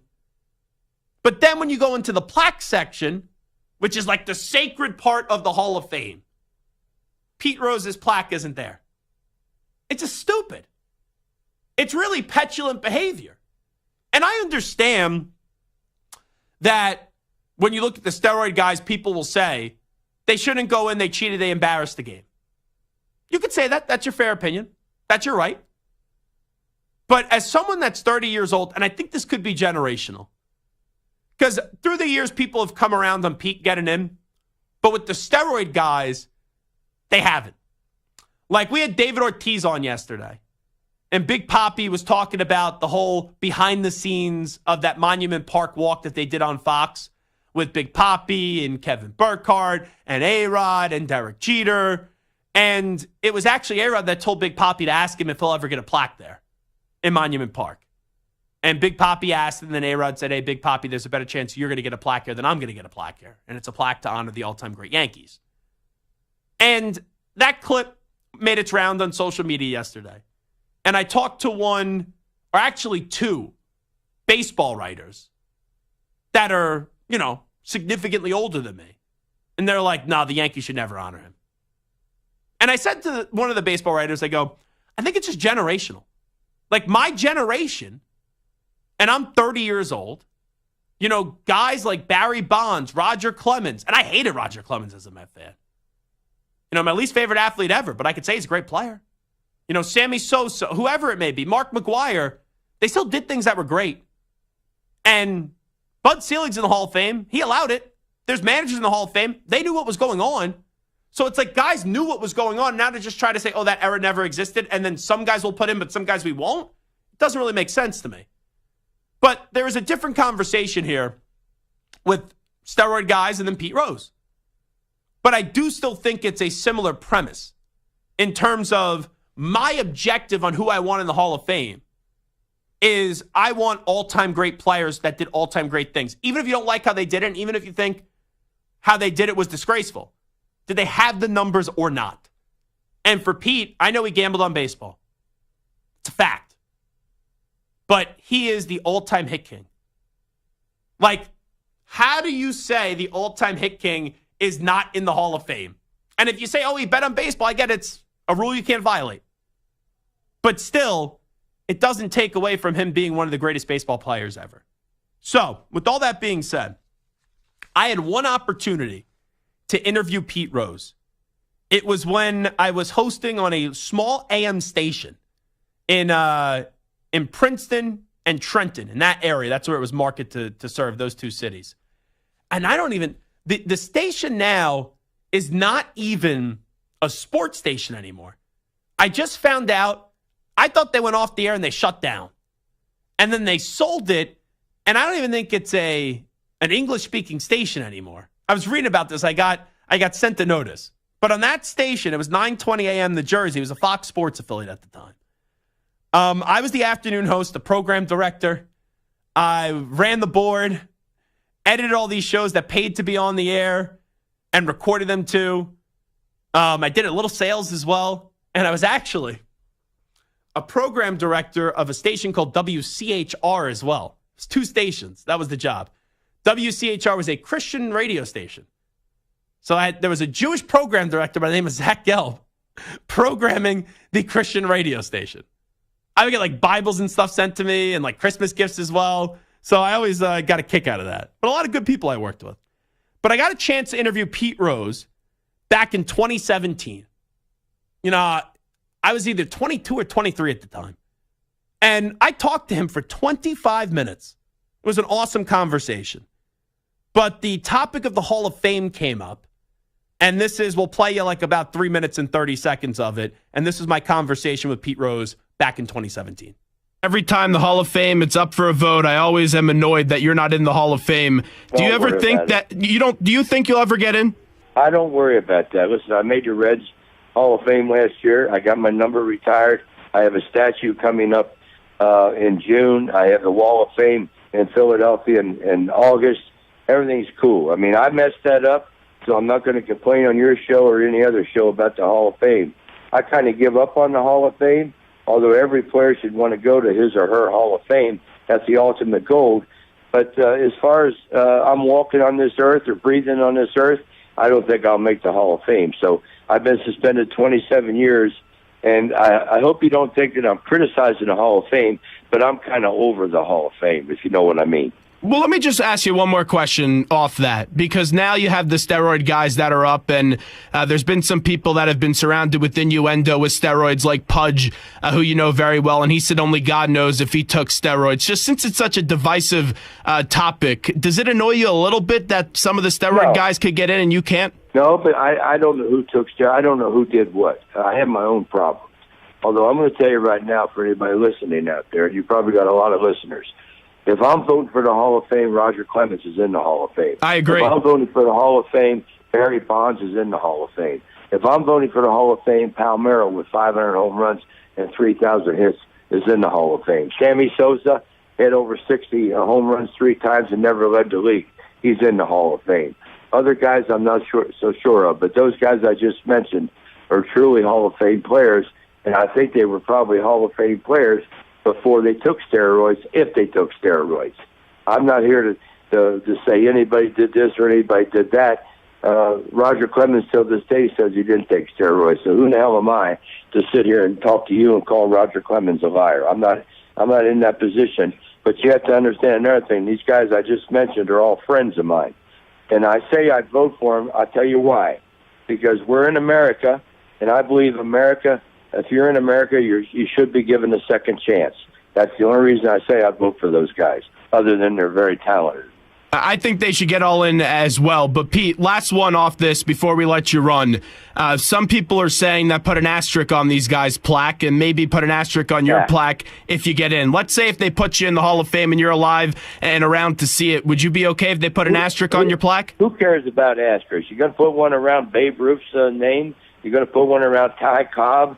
You can't start doing that. I mean, because nobody knows what anybody did. Forget about asterisks. That's all.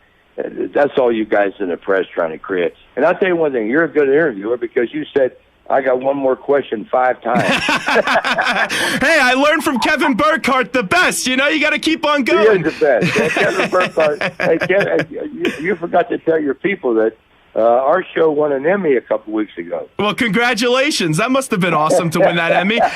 You probably never thought you'd be winning an Emmy, right? Not on TV either. I got a face for radio, man. Hey, don't we all? Hey, Pete, this was a blast. I appreciate it. Thanks so much. All right, have a good day. See you in August. So that was my conversation, 3.5 minutes of a 25-minute conversation with Pete Rose back in 2017. And Pete Rose passed away yesterday at the age of 83, and obviously a lot of baseball fans will miss him. We do have some breaking news, which I just want to give. We have breaking news on the Zach Gelb Show. Steve Manny's on like 10,000 energy drinks. I didn't even get to finish my sentence. I was going to say, I know that's an awkward transition, but we have to get some breaking news in the NFL that I wanted to get to. And before I could even say those things, Manny right away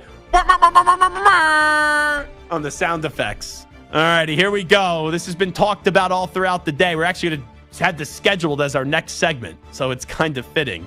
According to Ian Rappaport, Raiders star wide receiver Davante Adams has informed the Raiders that he prefers to be traded.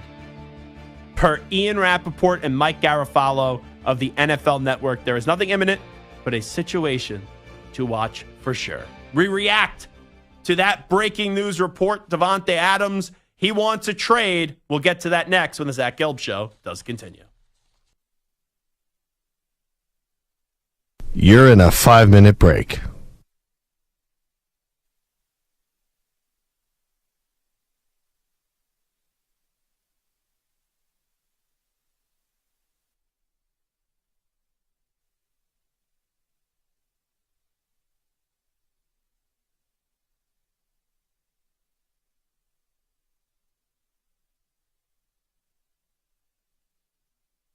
Four minutes, 30 seconds remaining.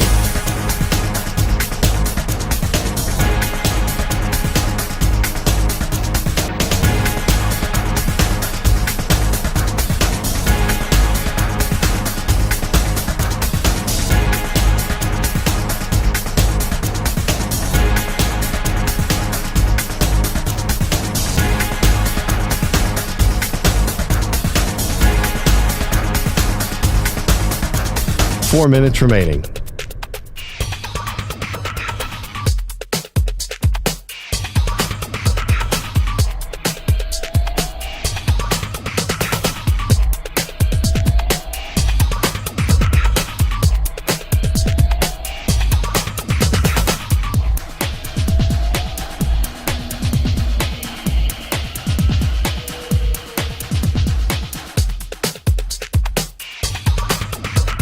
Three minutes, 30 seconds remaining.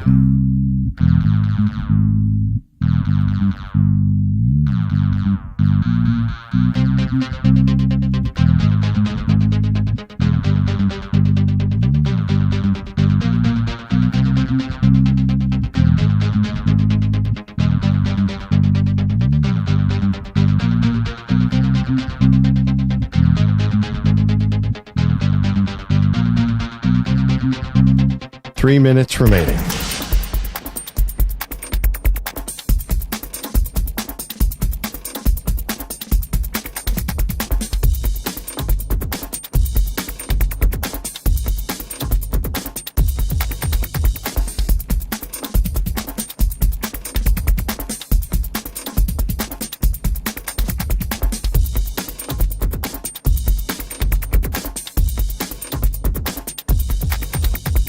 Two minutes, 30 seconds remaining.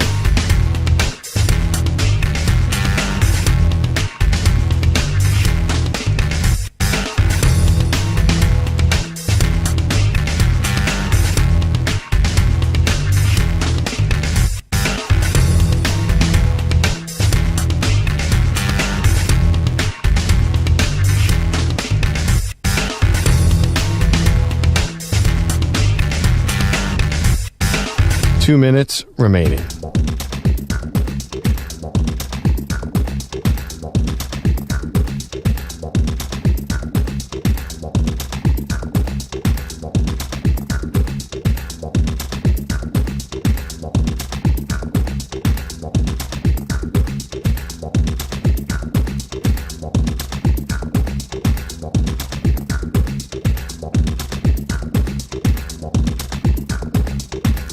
1 minute, 30 seconds remaining.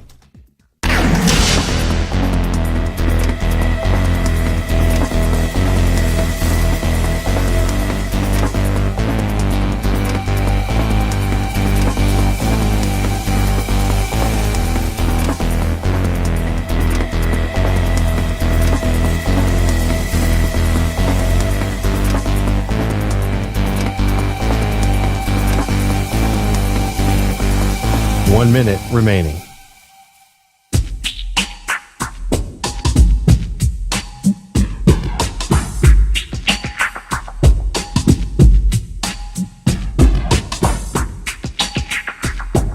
.45 seconds remaining.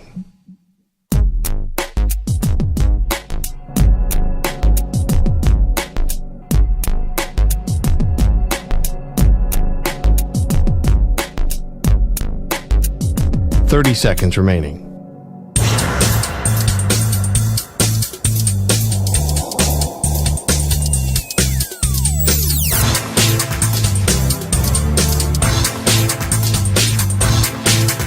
.15 seconds.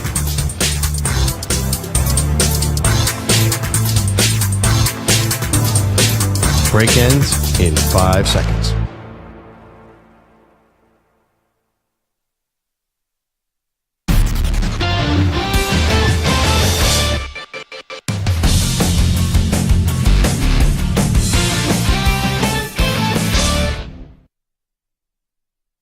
Million nights just like this. So let's get down to business. Let's get down to business. Welcome back to the Zach Gelb Show. All right, it is the Zach Gelb Show on the Infinity Sports Network. The big news right now, according to Ian Rappaport, Raiders star wide receiver Davante Adams has informed the team he's preferred to be traded. That is per Ian Rappaport and Mike Garafolo of the NFL Network. There's nothing imminent, but a situation to watch for sure. Rap Sheet also adds in the Raiders are trying to win games, and there are plenty of scenarios where Davante Adams stays in Las Vegas, but there are also scenarios where he's headed elsewhere and he'll have a market. Here are the first three teams that I think of for Davante Adams. Because when you look at Davante Adams, I don't think, even though he still has 2 years on his contract after that. So could the Raiders get like a package that's so great? And could he get traded to a spot that is undesirable? Yeah, it's potential. Like, it's a possibility. Like, for example, this is not one of the three teams that I'm going to include on my list that I'll get to in just a second. However, we know New England has been trying to actively get a big wide receiver. They offered Brandon Ayuk well over $30 million a season. So could a team like New England say, hey, we'll overpay for Davante Adams in terms of draft capital? I guess, but New England's going to stink either way. But maybe they want to get Davante Adams in there to go assist Drake May whenever they turn the page to Drake May. But like a team like New England, I don't think Davante Adams wants to go there because Davante Adams is on a crappy team right now. Like, let's just be real. He doesn't have a quarterback. Yeah, you got some other good players there. Like Max Crosby is an excellent player. Spillane's an excellent player.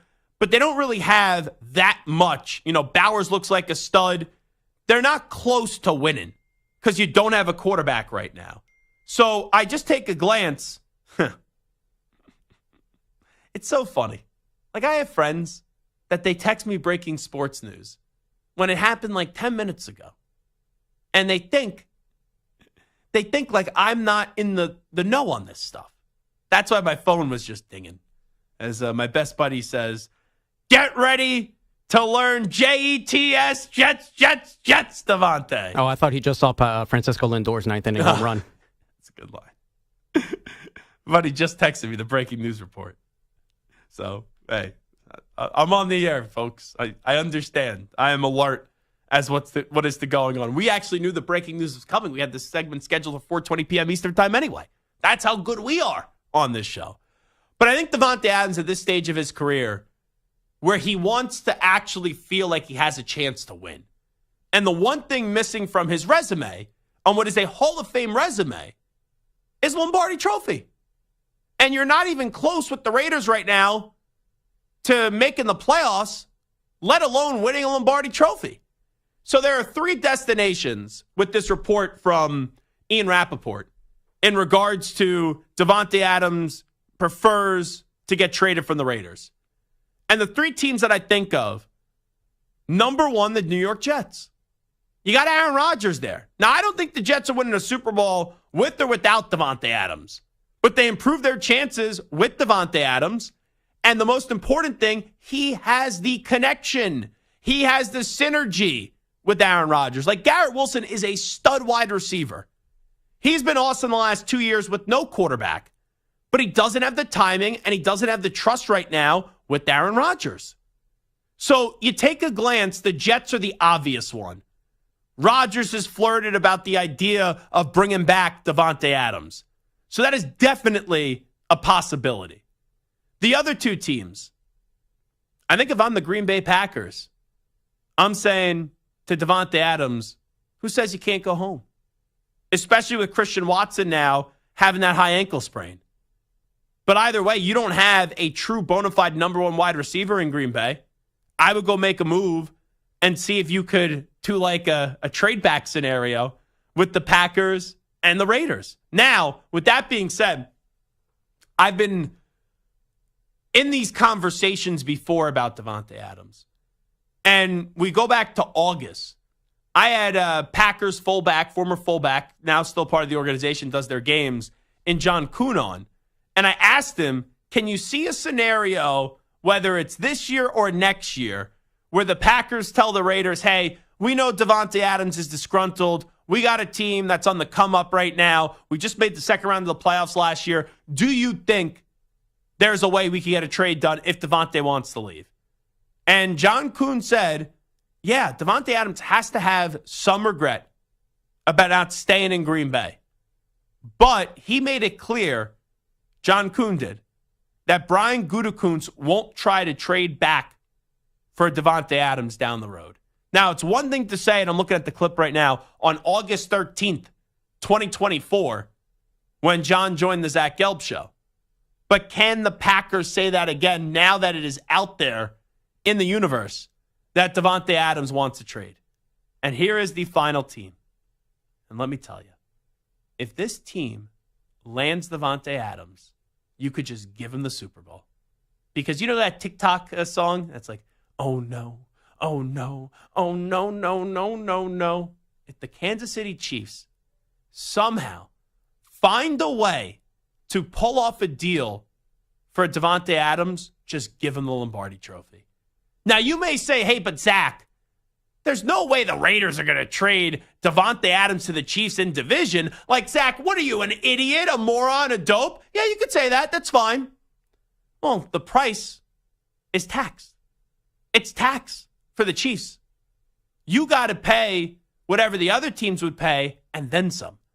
So, if I'm a Chiefs fan, or if I'm their general manager of each, do I call up the Raiders and go, hey, we got a first-round pick? You want a first-round pick for a wide receiver in his 30s in Devontae Adams? We'll give you a first-round pick. Raiders, you need help. You need maybe some ammunition because you're bad, but you're not the worst team in the league. So there's a chance you're like picking at 6 or 7 in the draft, and you would need another first-round pick to move up the draft board. We'll give you that first-round pick, which could be the 32nd overall pick in the draft, and some draft nerd will tell me, that's I'd rather have a second-round pick than a first-round pick, as you always get that from some people. But that's what I would do if I'm Veach. And imagine Mahomes with Kelsey and Taylor Swift watching, having Devontae Adams on that team. Oh, geez. That would be a nightmare, an absolute nightmare. So those are the 3 teams that I first thought of for Devontae Adams. All righty, Marco Belletti just walked in.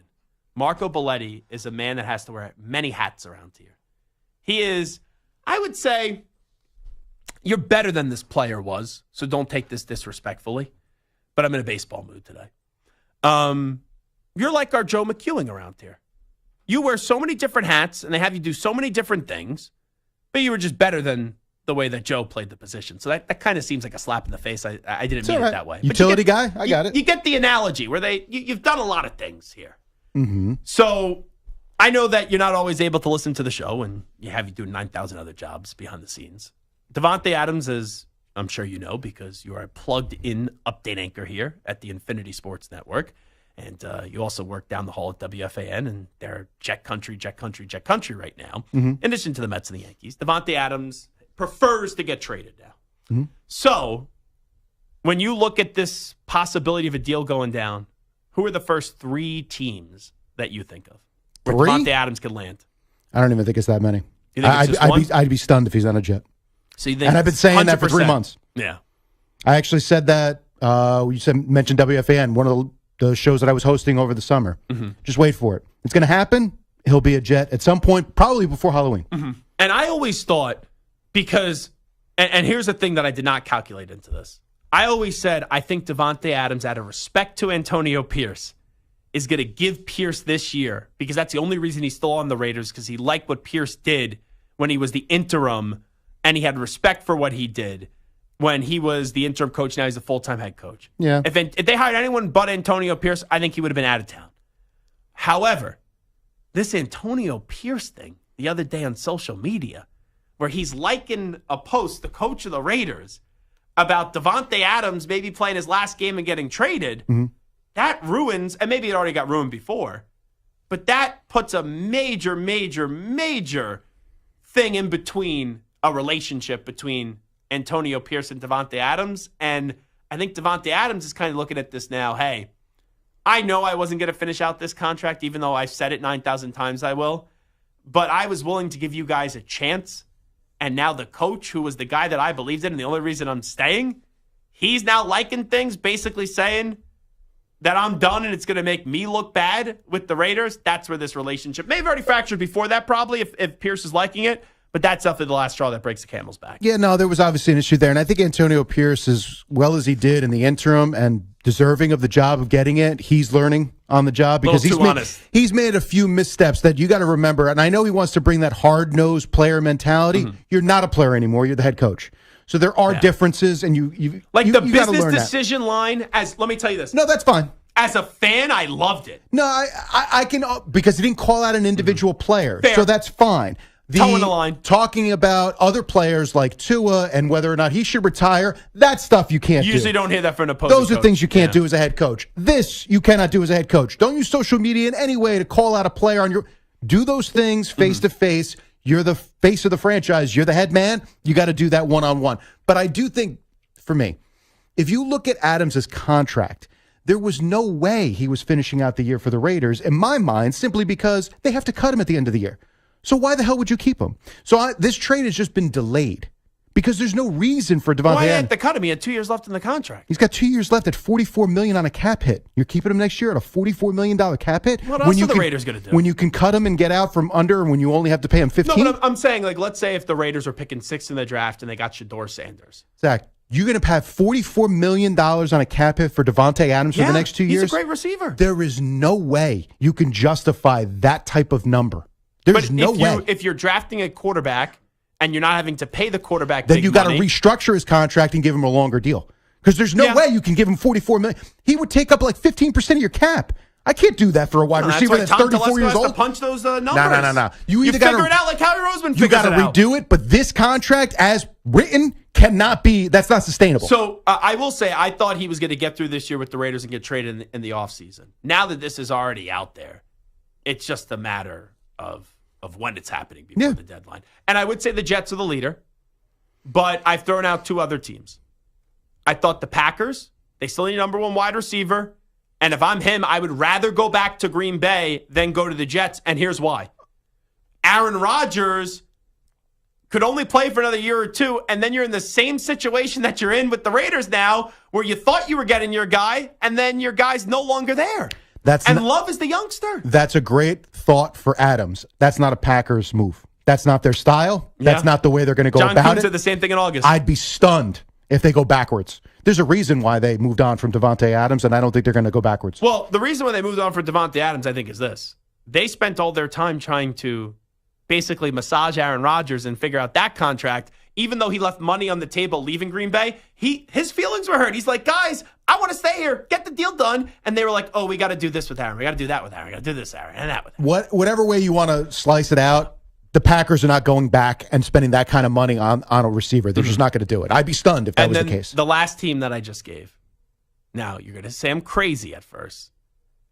But this team should be willing to overpay because they're in the penthouse. The Chiefs. I know it's in division. But let's say, I don't know what the return's going to be. But doesn't Kansas City at least have to call up and say, hey, we'll give you a first-round pick? It's going to be the 29th, 30th, 31st, 32nd overall pick. Maybe I'm overly naive. I'd be stunned if it took that much to get Devontae Adams. Well, that's what I'm saying. I would be shocked. The Chiefs are going to have to overpay for him.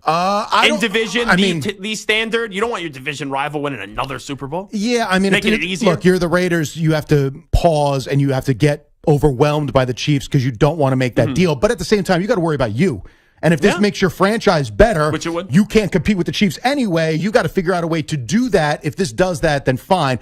The Chiefs got to make the call. But I don't see them overpaying.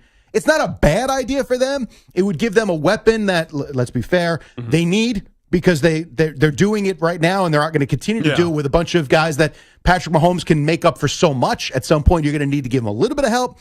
I would be surprised if they went down that road. And I don't know their cap situation, but I'd be surprised if they went down that road. And if you're the Chiefs, do you really, to try to get the three-peat, is it worth giving up a 1 or a 2? Oh, absolutely. No.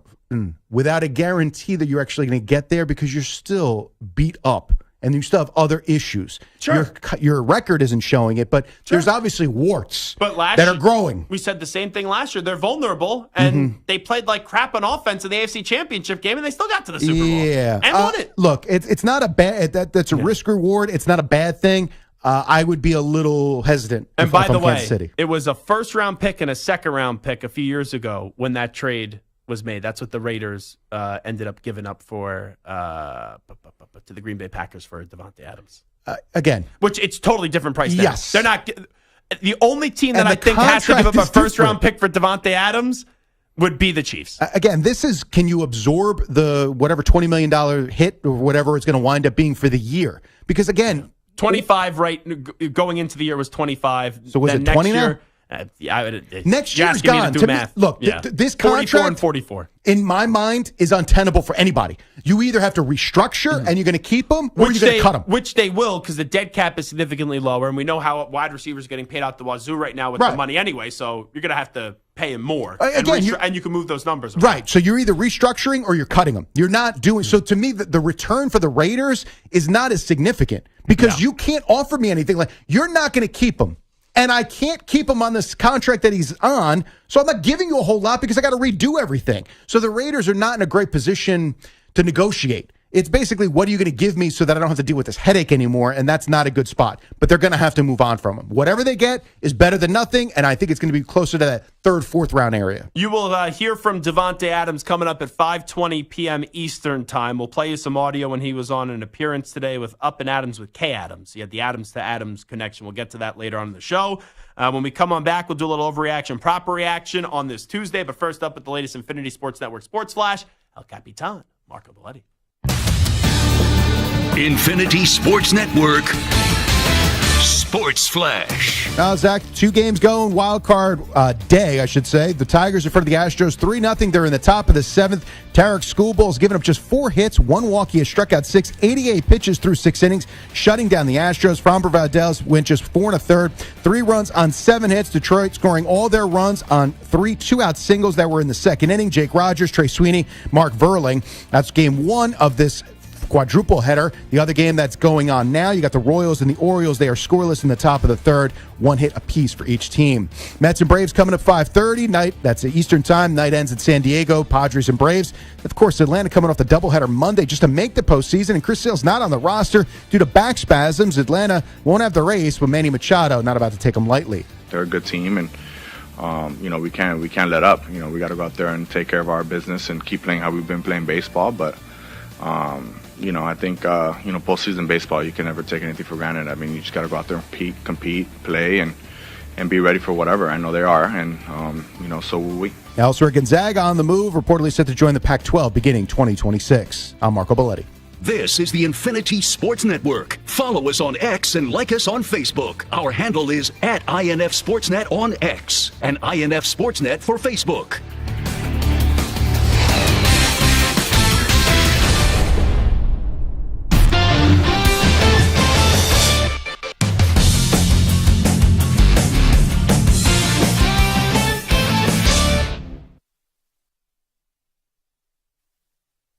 You're in a 5-minute break.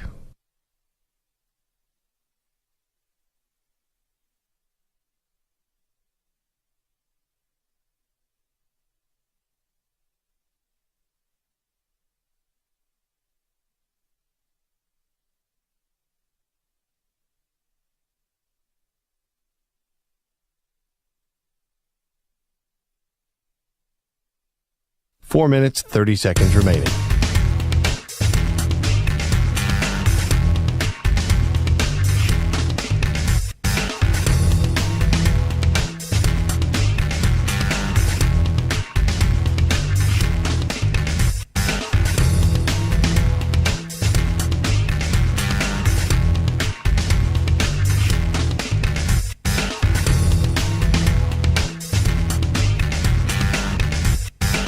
Four minutes remaining.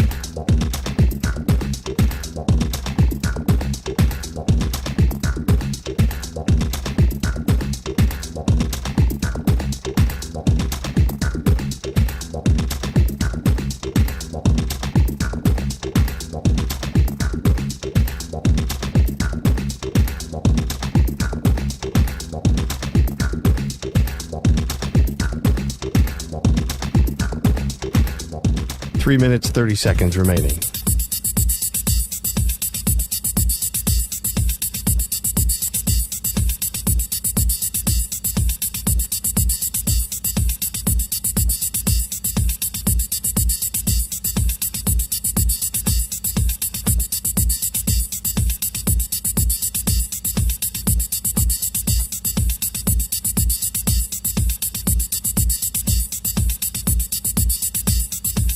Three minutes remaining.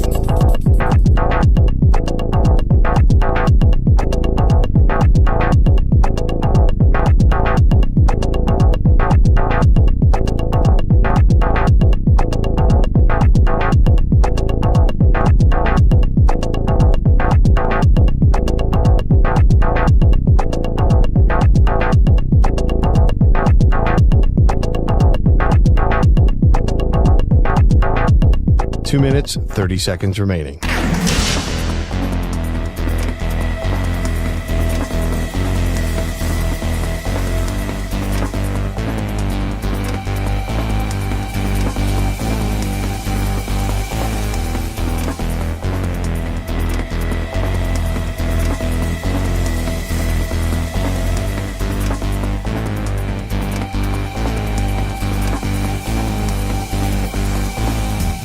Two minutes remaining.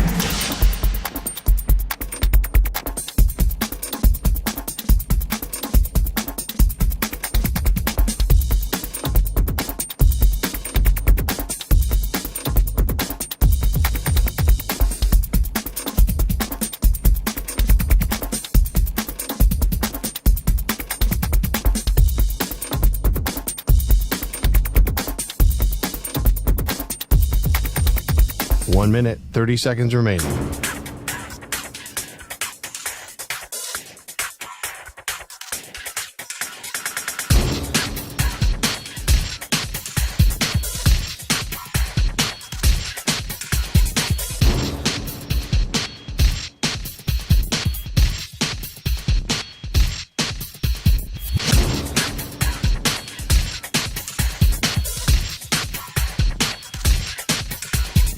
One minute remaining.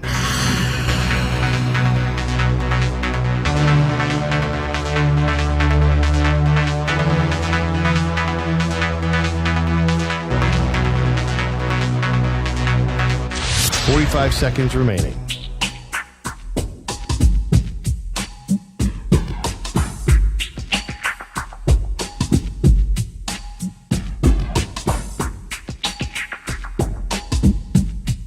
Thirty seconds remaining.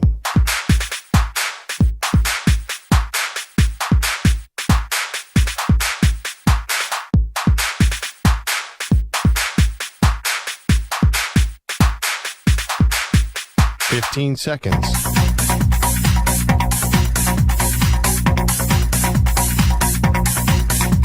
Break ends in 5 seconds.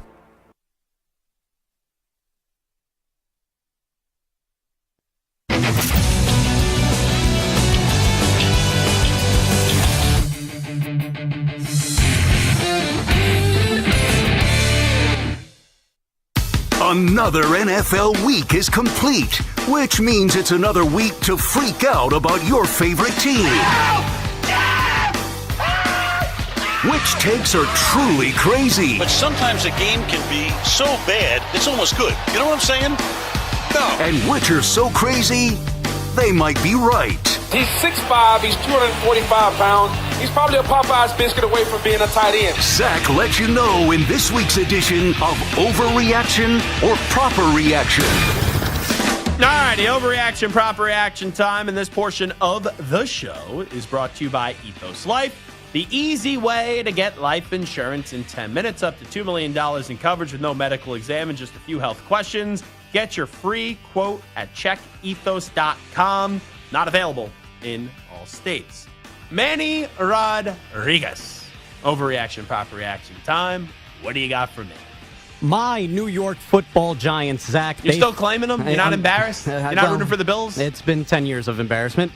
The Giants fell to 1-3 after their Thursday night loss to the Cowboys. And Daniel Jones, well, he currently sits 24th in QB rating with just 4 touchdowns and 3 picks. Now, the Giants are bringing in C.J. Beathard for workouts despite already having Tommy DeVito and Drew Lock in the QB room. Overreaction, proper reaction. Daniel Jones will get benched at some point this season. I think my answer is going to surprise some people. I actually think this is an overreaction. And here's why. The Giants walked into this season knowing they no longer believed in Daniel Jones, but they wanted to give him one last chance. He's not the guy. But what's the point of going to Drew Lock if you bring in C.J. Beathard or Tommy DeVito? None of those guys are your guy. So let's just see what Jones does from the start to the finish. And then you make your decision, which you know it's 100% that he's already not coming back. The only way I think the Giants sit him down is if he gets hurt. That's the only way. But I don't think the Giants are going to say, yeah, we need to go see Drew Lock. He stinks. Oh, Tommy DeVito, he was actually okay for them, but they wanted to go back to Danny Dimes. So Daniel Jones will get benched at some point this season. I actually think it's an overreaction. You disagree with that? I'm assuming you do. I'm really on the fence, dude. I really have no idea. He's not good. He's not. None of the And options even that they last have week, are good. like he played fine, but then when he needed to step up and go win a game, overthrow. Or underthrow Yeah, as well. actually. Yeah, that overthrow and underthrow. Whenever there was a big throw, he just couldn't hit It's just inaccurate. Yeah. Shall we move on? Yeah, go ahead. All right, the Tennessee Titans, well, they started out 0-3 with Will Levis under center, former Penn State quarterback. Mayo boy. But they won their first game last night after Levis was injured in the first quarter, fell on his right shoulder. Backup Mason Rudolph, he took over. He didn't do much. 85 passing yards, and Coach Brian Callahan says they're sticking with Will Levis once he's healthy. Will's healthy. He's our quarterback. It was not a decision based on anything other than his health and protecting him, particularly with the bye week and the shoulder that didn't feel great. I didn't want to put him back out there, and I knew I was going to run the ball quite a bit. So that was really what it factored. But he's our starter when he's healthy, and we're ready to roll with him. Overreaction, proper reaction. The Titans should move on from Will Levis before the end of the season. I'm laughing if you're watching me on the YouTube stream during that cut because he knows what the perception is about the relationship he has, the lack of it with Will Levis, how much Brian Callahan has already chewed out Will Levis on the football field. So he felt like he needed to go out of his way to say, oh, no, when he's healthy, he's going to be our guy. That was not a benching because of a play last night. When you ask me, should the Titans move on from Levis before the end of the season, I think that is an overreaction, and here's why.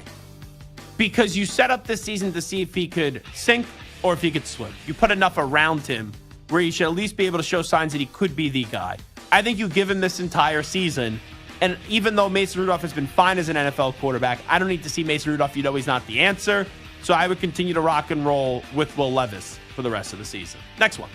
The Seahawks lost their first game of the year, and it wasn't the offense's fault. Geno Smith and the Seahawks offense, they had 38 first downs. That's the most in NFL history for a losing team. That's a lot. Yeah, it is a lot. The Seahawks are 5th in the NFL in total yards per game and 10th in points. Overreaction, proper reaction. Geno Smith, top 15 QB in the NFL.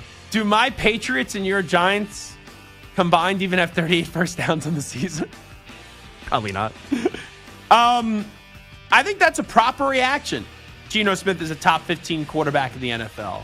I wouldn't put him in the top 10, but I think he's like anywhere in that 12 to 15 conversation. Like the best he could be is 12, and right now he's playing like a top 15 quarterback. So I would say that is a proper reaction. And guess what?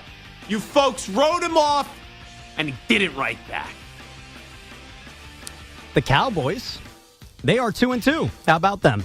But there are clearly problems in Big D, both on offense, defense, and, well, on the sidelines as well. Now Jerry's team learned they're going to be without star defensive lineman DeMarcus Lawrence for 6 to 8 weeks, and Micah Parsons will likely miss just the second game of his young career with an ankle injury. Overreaction, proper reaction. At this point, you would be more surprised if the Cowboys made the playoffs than missed it. You really asking me this question? You sure? I think so. How do you think I'm going to answer this question? Well, we did mention the Commanders earlier. I'm just saying, how do you think I'm going to answer this question? This would be more surprised. That would be a proper reaction. You'd be correct. Say it with me, Benny. How about them Cowboys? Good job, Manny Rodriguez. Good job. You thought that was a trick question there for a second. I'm like, hey, this is not a stupid, it's not a stupid question I'm asking. It's pretty easy. It's pretty obvious. Don't give me a stupid answer. I said going into this year, and Santa looked at me like I had 15 heads. And I gave a take, and I said the Cowboys are going to miss the playoffs. And I got a lot of heat from that here. I was leaving the studio. People were ready to jump me and harass me.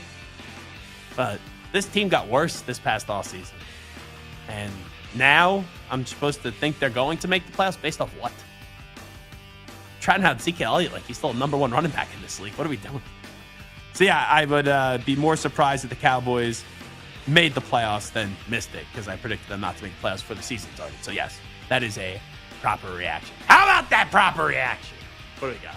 No surprise, but Derrick Henry, you've ever heard of him? He leads He's pretty good. Yeah, he leads the NFL in rushing with Let me tell you. 489 yards. Would you ever want to try to tackle Derrick Henry? Like, how much money would I have to pay you for you to try to tackle Derrick Henry? Like a 7-year-old version of Derrick Henry? No, or present-day Derrick Henry? Present day, no pads, too. No pads? You guys are just lining Oh, up. God. Like Oklahoma drills? Yeah. Oh, God. But he's running into you. He's running into me. You'd have to easily starting the conversation at $1 million. $1 million? That's a big dude, and I'm a small dude. I thought it would be like $50 for you. And now, well, anyway, he leads the NFL in rushing yards at 489. He is on pace to eclipse the 2,000-yard mark for the second time in his career. At the same time, a bigger surprise is that Texans' Nico Collins, he leads the league in receiving yards and is also on pace to surpass 2,000 yards. Overreaction, proper reaction. We will get a 2,000-yard receiver before we get another 2,000-yard rusher. 1,000% proper reaction. How much they throw the ball these days? Yeah, I think it's more likely you get a 2,000-yard wide receiver before another 2,000-yard rusher.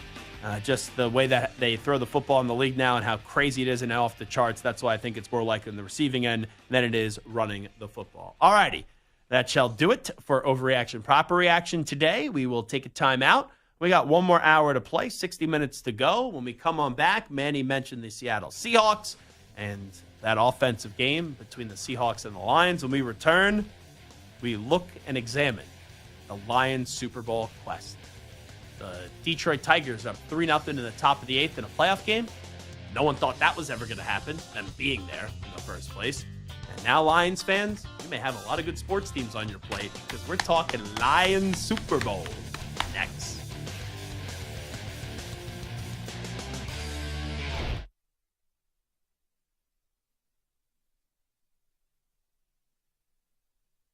You're in a 5-minute break.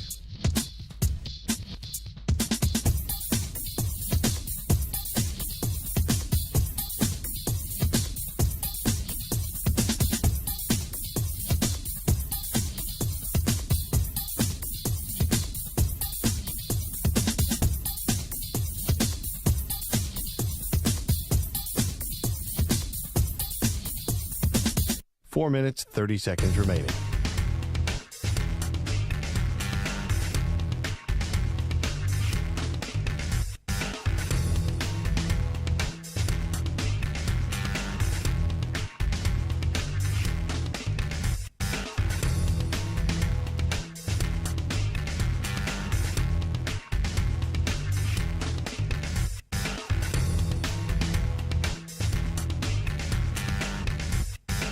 Four minutes remaining.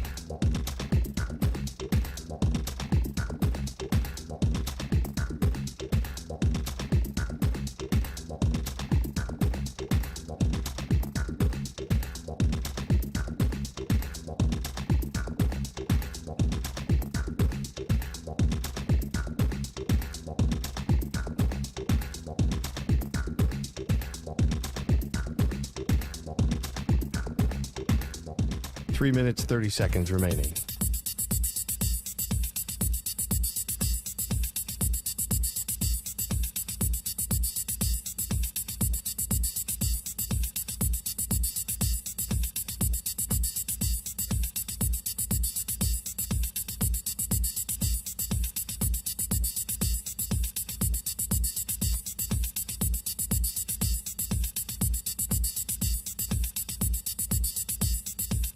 Three minutes remaining.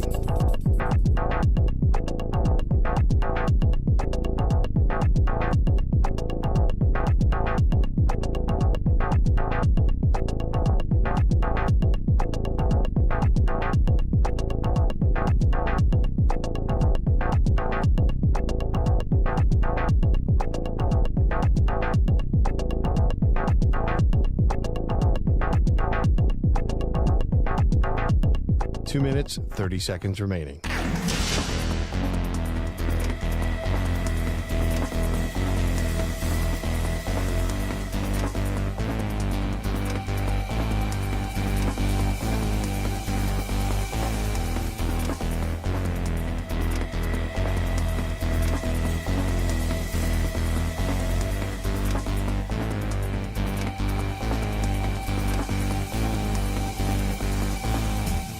2 minutes remaining.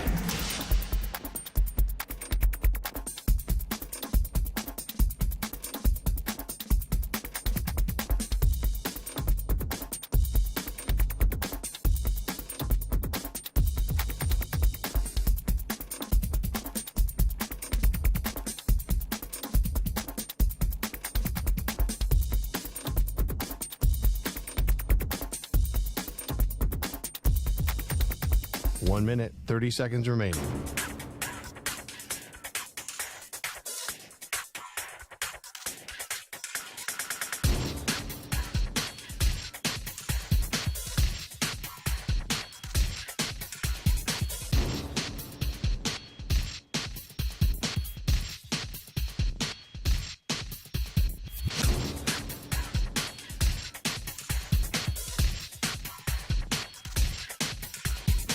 One minute remaining.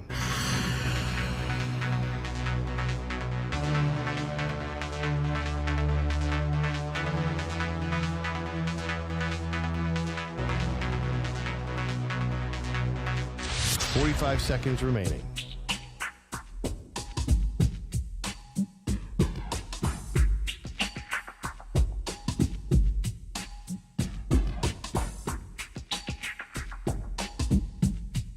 Thirty seconds remaining.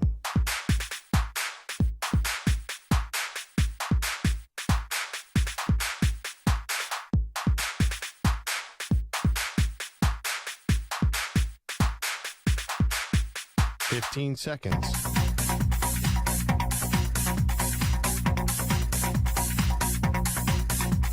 Break ends in 5 seconds.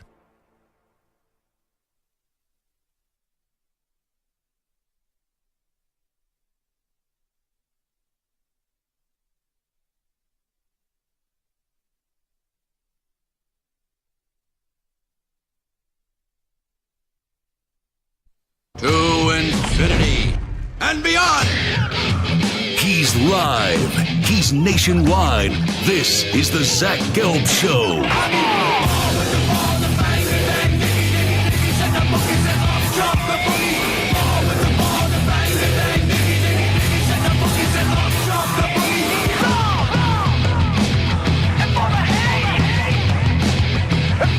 Here's your host, Zach Gelb.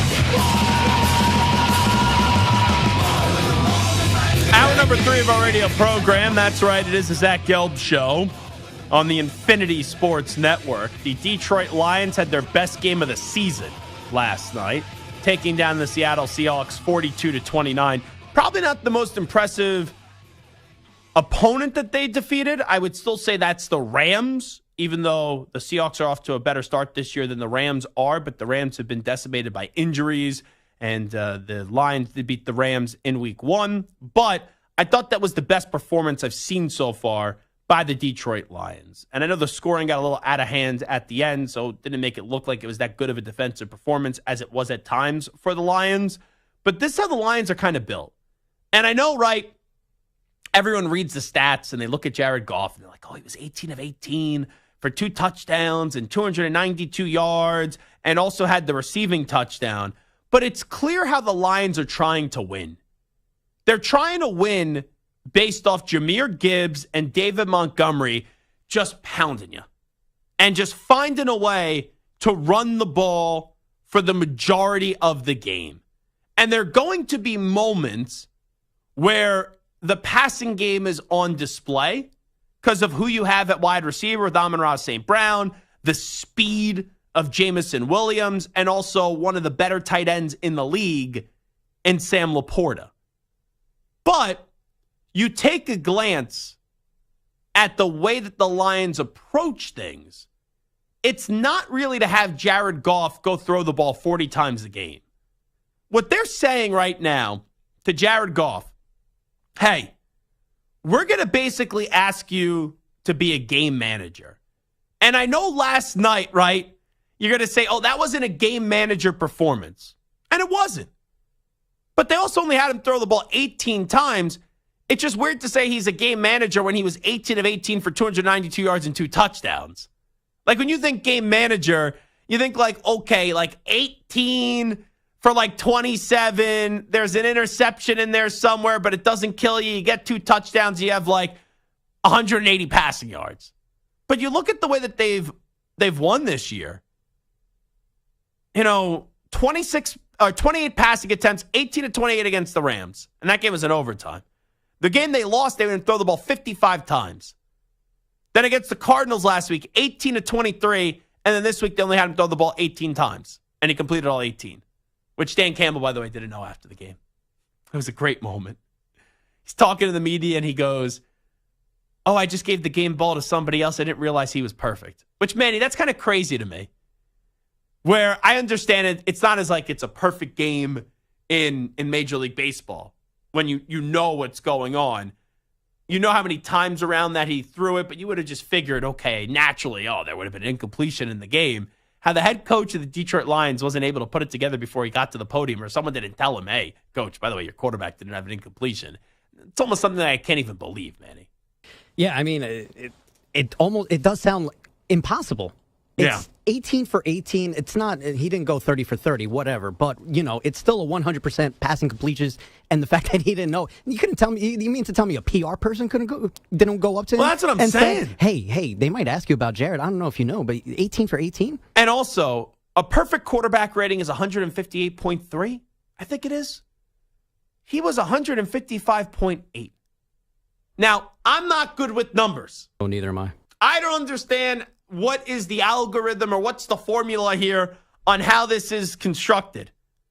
But how do you complete every one of your passes? You have 2 touchdowns and 292 yards, and how don't you have a perfect quarterback rating? That I don't understand. I really don't understand. So I look at the Lions last night. I don't even think the Lions have played their best brand of football yet. And you look at the NFC. The NFC, I thought, had a chance to take that next step this year, where you're trying to close the gap from the AFC to the NFC. But also, it's like you look at the AFC.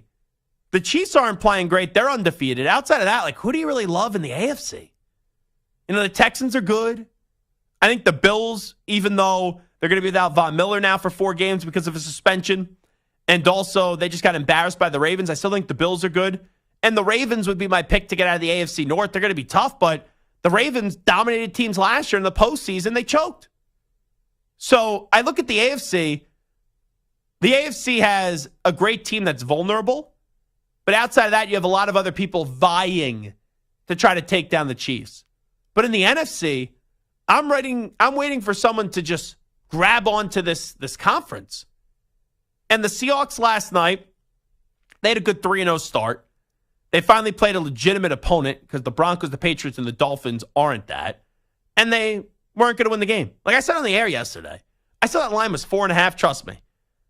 You lose a lot more than you win in gambling. But the moment I saw that line was 4.5 and I read it on the air, I'm like, let me go into my account. All righty, I'm going to put money on the Detroit Lions and it ends up winning, laying the 4.5 points. So the Seahawks aren't a Super Bowl team. The Cardinals and Rams, I thought the Rams could be if they're healthy, but they're 1-3 and they're banged up. The Niners, you got an injury now with Christian McCaffrey where he's going to Germany to figure out what's going on with his Achilles, and he's got Achilles tendonitis now in both legs? Like, what? That doesn't sound good. And I don't know about you, Manny. When I hear this injury with Christian McCaffrey and as days go on, he'll come back and play. But I don't think he's going to last all that long on a football field. It's sad, but when you hear about Achilles tendonitis right now going on in both legs, how do I think he's going to get through a season? You're just meaning the season, though, right? Oh, I think he'll come back and play next year. I'm just talking about, to be clear, just this year. I think he's going to play and he's going to get hurt. And if he comes back, you can't tell me that he's going to do anything spectacular. Yeah. Calf injuries, Achilles injuries, those are incredibly tricky. And you can't tell me that his production will be the same if and when he comes back. And don't get me wrong. Here's the bold take of the day. You and I don't live the life of Christian McCaffrey. All right? We are not in as good a shape as Christian McCaffrey. We don't have the finances and the money that Christian McCaffrey has. And we're also not married to Olivia Culpo. Yeah, we don't have the spouse. No. No. We do not even have the date of Olivia Culpo. Forget about actually marrying her, having that honor to marry and spend a lot of time with Olivia Culpo. But whenever you got to go to Germany to figure out something that's going on with your body, that just screams to me, major, major, major, major injury. And I understand athletes, celebrities, they live a different life where if Manny had Achilles tendonitis, Gonna go see some quack in North Jersey. Yeah, I was gonna say, Manny ain't going to Germany. All righty. So I look around the NFC. San Francisco's 2-2. They get the benefit of the doubt, but I don't know what I could expect out of McCaffrey. Then you look at the South. You know, Tampa is solid. The Falcons are solid, but they're not going to the Super Bowl.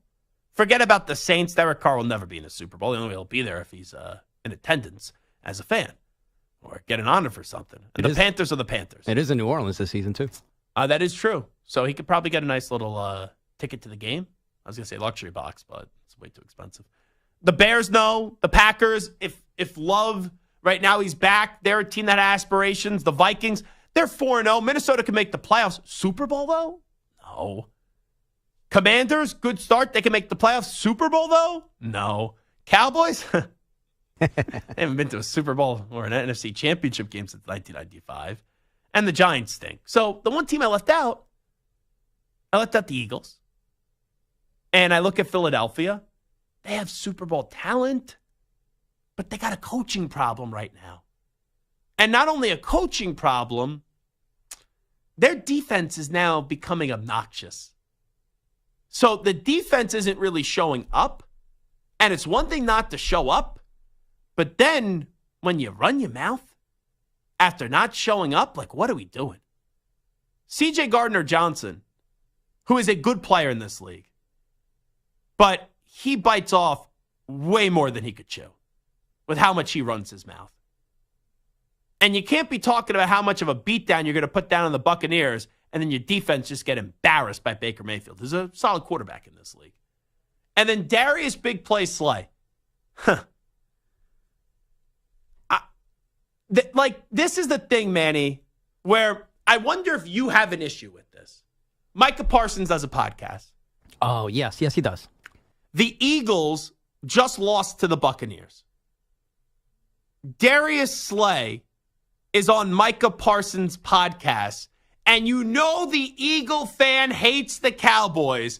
After a loss, the sky is falling, and they're kind of chirping it up, having a grand old time. It's a bad look. He didn't do anything illegal, Darius Big Play Slay. He's going on a podcast. But to go on Micah Parsons' podcast after you haven't performed well and have gone on like this sympathy tour, oh, when you talk bad about me, make sure you remember my career statistics. You know, Darius Big Play Slay is a good player, very good player. You're not a Hall of Famer, dude. And in Philadelphia, of all places, how stupid can you be to go on Micah Parsons' podcast? I'm not saying you can't be friends with him. I'm not saying you could never go on the podcast. Just don't do it. But when your team is playing like ass right now, you just can't do that. If you were playing Darius Big Play Slay, I don't want to offend any particular city. Let's say Carolina. I do a weekly with Mac and Bone on WFNZ. I could say that. And David Tepper hates my guts anyway, so I don't think it matters. But let's say if you're doing a weekly in Carolina, right? And that, like, everyone knows you stink. Everyone knows your team stinks. Everyone knows that the owner is a joke. If you're going on, I don't know, Levante David's podcast, if he had one on the Buccaneers, I don't think the Panthers fans, some will, but I don't think the majority will crush you. In Philadelphia, this passionate, intense city where they hate the Cowboys more than anything. Like death taxes and hating the Cowboys in Philadelphia, you cannot go on that podcast after a loss. So it's a bad look. The Eagles is a chemistry problem. You don't start off 10-1 last year and play like the way that they did down the stretch and then run it back. Stupid. So where I'm getting at here is the NFC has some good storylines, but I don't think those good storylines of the surprise teams, and I mean good surprises, are going to work into that team being the representative in the Super Bowl. If it's not now, then it's never happening for the Lions. Because they got a good run game. They got a quarterback that has been to a Super Bowl and has also been to another NFC Championship game.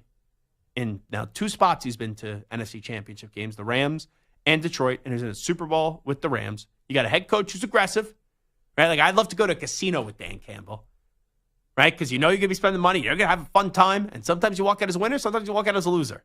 But if you walk out with a winner with Dan Campbell, you know you're winning big.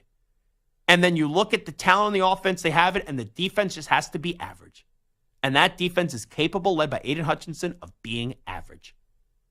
If they can't get to the Super Bowl this year, and if they can't win the Super Bowl this year, when you look at the uncertainty in the AFC, outside of Kansas City, but even Kansas City's looking vulnerable, but they looked vulnerable last year. And in the NFC, even your strong teams, like going in, the 3 teams everyone talked about, the Lions, the Eagles, and the 49ers. The 49ers have warts right now, and the Eagles have a lot of warts right now. They have like more warts than like when Manny was 13 probably in middle school. All right. Yeah, I'm just saying. Hey, you look like you probably had a few pimples on your face, right? I mean, yeah, back in the day, a couple. I digress. I know people that know you when you were a younger fella. I found out we've had some mutual friends. They may have said you were called, some people were called Big Pimpin'. They called you Big Pimple, though. I cannot confirm nor deny these allegations. But anyway, the point we're getting at, there's a lot of right now in the NFL. That's what there is. Like, I'm watching because I love making nachos on a Sunday. I love having wings on a Sunday. I love placing my bets. I love finding a way to get some well-done French fries, right? I love doing all that stuff. All that stuff on a Sunday. And we love watching. You love watching football, Manny, right? Yes, I do. But you watch a lot of bad football. Oh, I've watched bad football for like a decade now. So you may not have to be great this year. We always look at, I have a Super Bowl champion. They're great. You may not have to be great this year to win the Super Bowl. The Chiefs weren't great last year. That offense wasn't great. You just need one side of the ball to be great and the other side to be average, or you could win. And that's what the Lions have an opportunity to do this year. If they don't win a Super Bowl this year, Detroit, or bare minimum get there, I'm not the talk show host that just tells you something to try to make you feel good, right? I'm going to tell you how I honestly think. If it doesn't happen this year, I'm not going to be able to sit here with a lot of certainty tell you that it's going to happen after this year. It's got it. Your time is now, Detroit. You got the Tigers in the playoffs. Michigan just won a national championship. I know Michigan State fans are probably saying, what about us? What about us? What about us? What about us? Quiet. We know the Pistons stink. But right now, you got the Tigers in the postseason on this improbable run, led by one of the best pitchers in baseball. And right now, they're going to the bottom of the ninth. Tigers about to take a 1-0 lead if their bullpen could just get through this. And you got the Lions, who were in an NFC championship game last year and choked it. And now they have an opportunity to not only get to a Super Bowl, but to win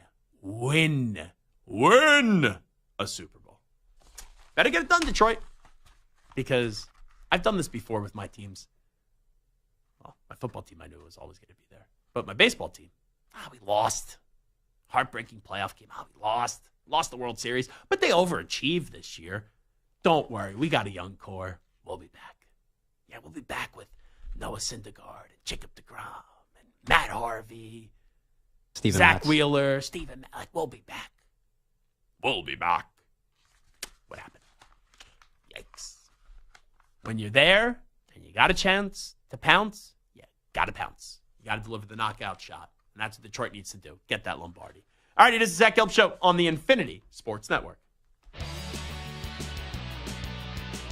But first, football is back, and what better way to celebrate than winning some cash with Sleeper Picks? Sleeper Picks is a fantasy game, but you can win real money. Just pick more or less on at least 2 player stats. If your picks are right, you win. You can pick up to 8 players to win up to 100 times your money. And Sleeper has a couple huge offers to kickstart the football season. For new users, Sleeper will match your first deposit with up to $100 credit to your account. If you already played, Sleeper's got discounted player projections for you every week of the season. So download the Sleeper app now and use my promo code SCORE, that's SCORE, and your first deposit will be double with the credit up to $100. So what are you waiting for, including you, Manny Rodriguez? Download Sleeper today and use code SCORE for a credit up to $100 match in your first deposit. Even for you, Samter, that's code SCORE. Must be 18 years in most states and in state where it is legal. Promo code and other restrictions apply. Visit sleeper.com. Please wager responsibly. Gambling problem, call 1-800-426-2537 for help. Paid for by Lit Studios.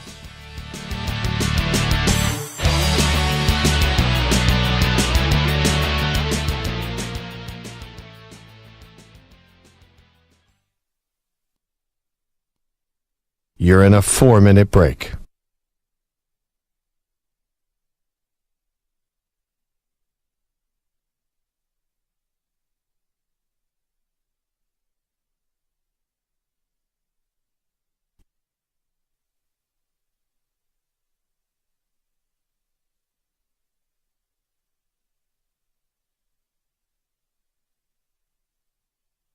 Three minutes, 30 seconds remaining.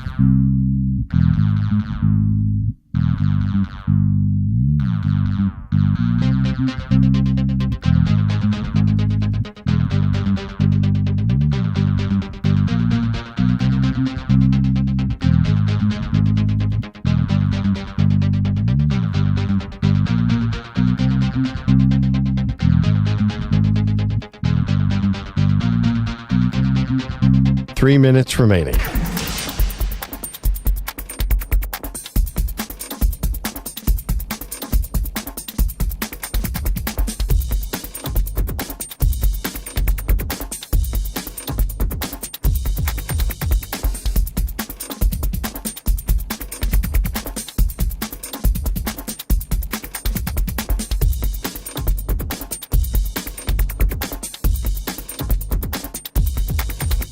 Two minutes, 30 seconds remaining.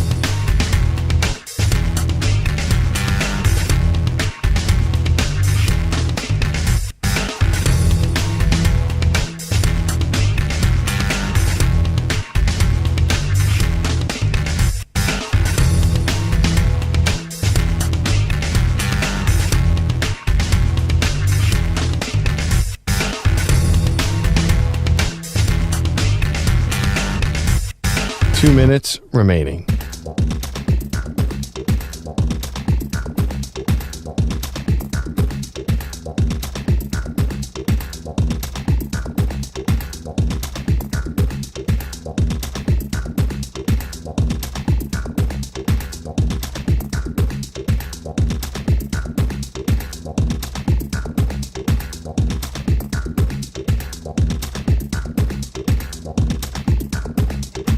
One minute, 30 seconds remaining.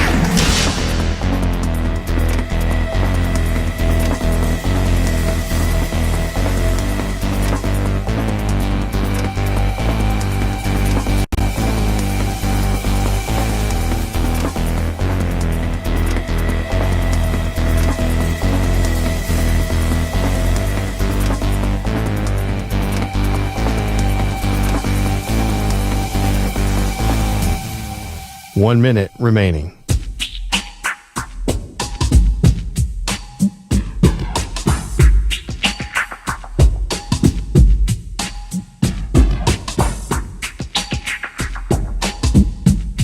.45 seconds remaining.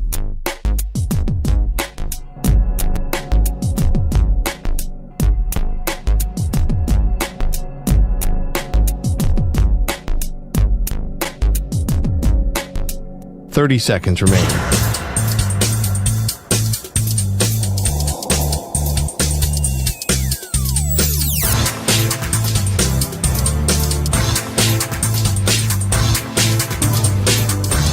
.15 seconds.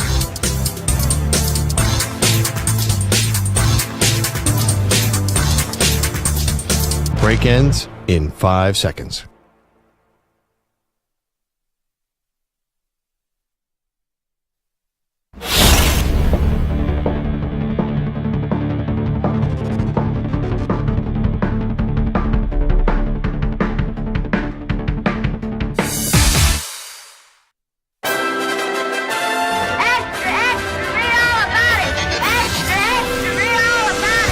time for your daily news brief. We get you caught up on the rumors, reports, and reconnaissance from the day in sports. Alrighty, news brief time on the Zach Gelb Show on the Infinity Sports Network. Let's start with Davante Adams. Here is the news that we have for you. We talked about this a little while ago, that Davante Adams, according to Ian Rappaport, has informed the team that he would prefer to be traded. Nothing is imminent, but Davante Adams prefers to be traded.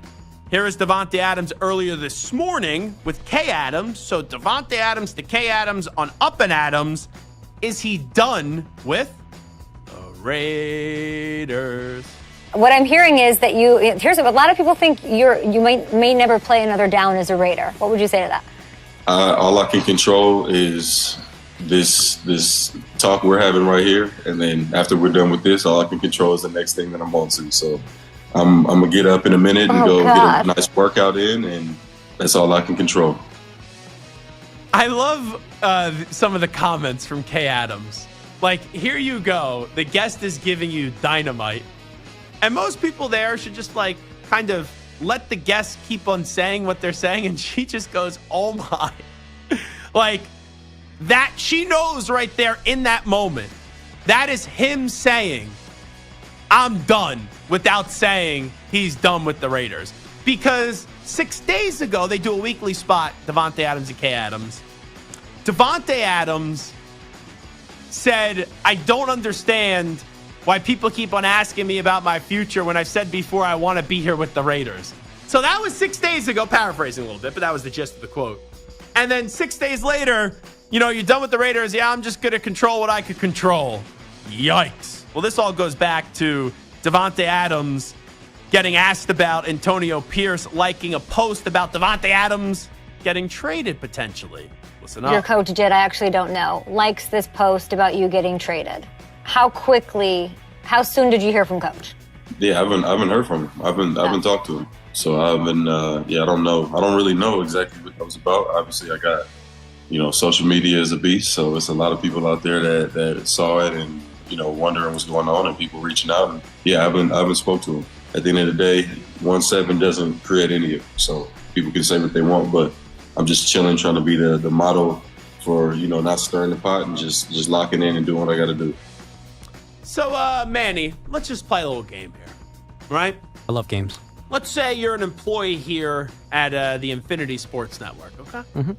And let's say, I don't know, you're working on my show, and I'm the host of the show, the Zach Gelb Show. And let's say someone sends me a message about Manny Rodriguez. Like, oh, Manny's an a-hole, don't really like Manny, he's a bad dude. I don't know how Zach, works with this guy.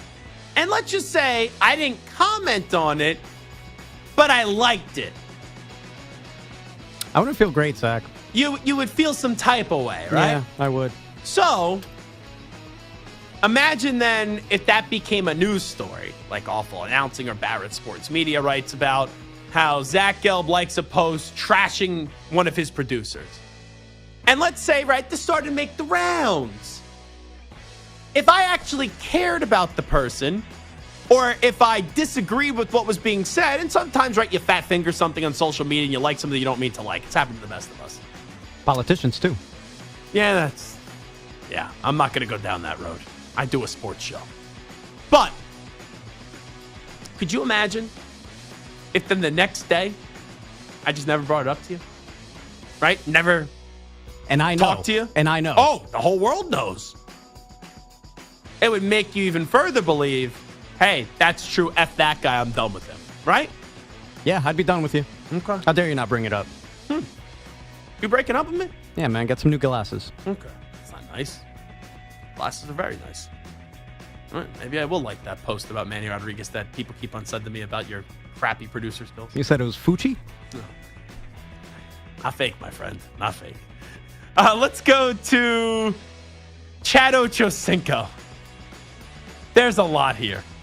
Chad Ochocinco, Shannon Sharp, Coach Prime. They're doing a podcast together. It's on Nightcap with Shannon Sharp and Chad Ochocinco. Chad Ochocinco makes a joke. This is the first audio clip that we'll play for you about Coach Prime obviously missing some toes.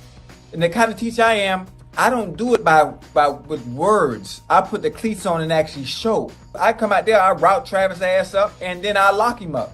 Yeah, but what if I get mad that you routed Travis up and I put my cleats on? You can't do no 8 toes now. See what I'm saying? I knew you was going to say that. I set you up for that. I didn't think you was going to take the bait. Y'all ain't no good. Y'all, you know what? Bye. I'm done, man. I'm going. Bye. 2 years ago, I was interviewing Coach Prime. Or maybe it was last year. It was whenever the foot situation happened where he had to get 2 toes amputated. And I was on with Shannon Crowder and Mark Hochman on 560 WQAM, and they go, "You gonna ask him about his toes?" They're like, "You can't ask him about his toes." And I was like, I wasn't thinking about it, but maybe hey, you feeling okay? And impromptu, Coach Prime brings up the toes in his interview, and he goes, I'll never forget this. He goes, "My toes are looking like Vienna sausages right now." It's a good line by him. Anyway, we got more. Here is a gem from Deion Sanders. Remember that little nookie time that Shannon Sharp was having a few weeks ago? Michelle, right? Oh, you know her name? That was the name that was apparently in the video. Oh, you heard the name Michelle in that video? Yeah. Michelle Beadle actually tweeted. It's not me. Oh, you're right. You're right. Yeah, I did not, as it sounded like Manny did, become an expert listening and watching that video. I heard it while it was happening, while we were on the air, and I saw the reaction. I pressed play for about 3-4 seconds. I go, I know what's going on in that room. Click. Don't need to hear the rest of it. So Coach Prime had a little fun at the expense of Shannon Sharp about the sex tape. Listen, if you're going to stage it, at least you're going to have a highlight show. That wasn't a highlight. Like that wasn't a highlight show at all. That was a low light. Like, if you're going to stage it, it's going to be some of my best work. What's my name? Too sweet. Who the baddest? Show enough. You know, if I'm going to stage it, it's going to be sound effects. I'm going to have roars in there. Pyrotechnics, I'm going to have everything jumping off. Everything. Smoke. I'm coming out to smoke like I did in Atlanta. If I'm going to stage it, it's going to be, ooh, wait. I'm going to come out. I'm coming out there like sugar, dancing. Oh my God. That's amazing. That's unbelievable. You know what? That clip is so great. Play it again. Listen, if you're going to stage it, at least you're going to have a highlight show. That wasn't a highlight. Like if that wasn't a highlight show at all. That was a low light. Like, if you're going to stage it, it's going to be some of my best work. What's my name? Too sweet. Who the baddest? Show enough. You know, if I'm going to stage it, it's going to be sound effects. I'm going to have roars in there. Pyrotechnics, I'm going to have everything jumping off. Everything. Smoke. I'm coming out to smoke like I did in Atlanta. If I'm going to stage it, it's going to be, ooh, wait. I'm going to come out. Give me my theme music. Come out there like sugar, dancing. That's unbelievable. You know, I'm trying to think of a player comparison here. With the energy that Coach Prime was basically telling Shannon Sharp he needed to have in that video. And the only thing I could think of is, you know, we know Coach Prime used to be a Raven for a little bit. Remember the Ray Lewis introduction? Where, you know, he would do that dance move and then he would do the, I don't even know how to describe it, and I'm not going to do the dance move right now, but the classic Ray Lewis introduction. That's almost how Coach Prime wanted Shannon Sharp to walk into the bedroom and then perform the deed. Man, Coach Prime going out of his way to criticize the way Shannon Sharp has it going on. You need the smoke machines. You need the smoke machines like he's coming out the tunnel in Atlanta. I was trying to figure how I was going to say that without getting dumped. You know, I was very careful there and trying to figure out, and I just said, okay, how he was getting it on. Last one. Shannon Sharp had a little problem in saying the name of the Atlanta Falcons kicker, Younghoe Koo. Listen up. Younghoe Koo kicks the Falcons to a win over the Saints. What? Younghoe Koo? No, you ain't what you said, dog. What'd I say? You I talking said about Young Hoku. No, you can't. That's not their name. What's his name? Young Wei or Young Ho? Young Wei. You see what I'm saying? Don't try to change it now, dog. You got to stop that, man. Look how it's spelled. How's it spelled, dog? H-O. Okay, how to spell young? How they spell it young? They don't spell it young like we spell it. I So think they spell it Y-U-E-N-G. So how you know how to spell that and you know how to spell the other one? So when I was the host of Eye on Football, which is now Gridiron Game Day with Pat Boyle, the thing that would annoy me the most is when the stringers, and we have great stringers that go to the stadium, they do the call-in reports like, hey, 1st and 10 with 3:33 remaining in the second quarter.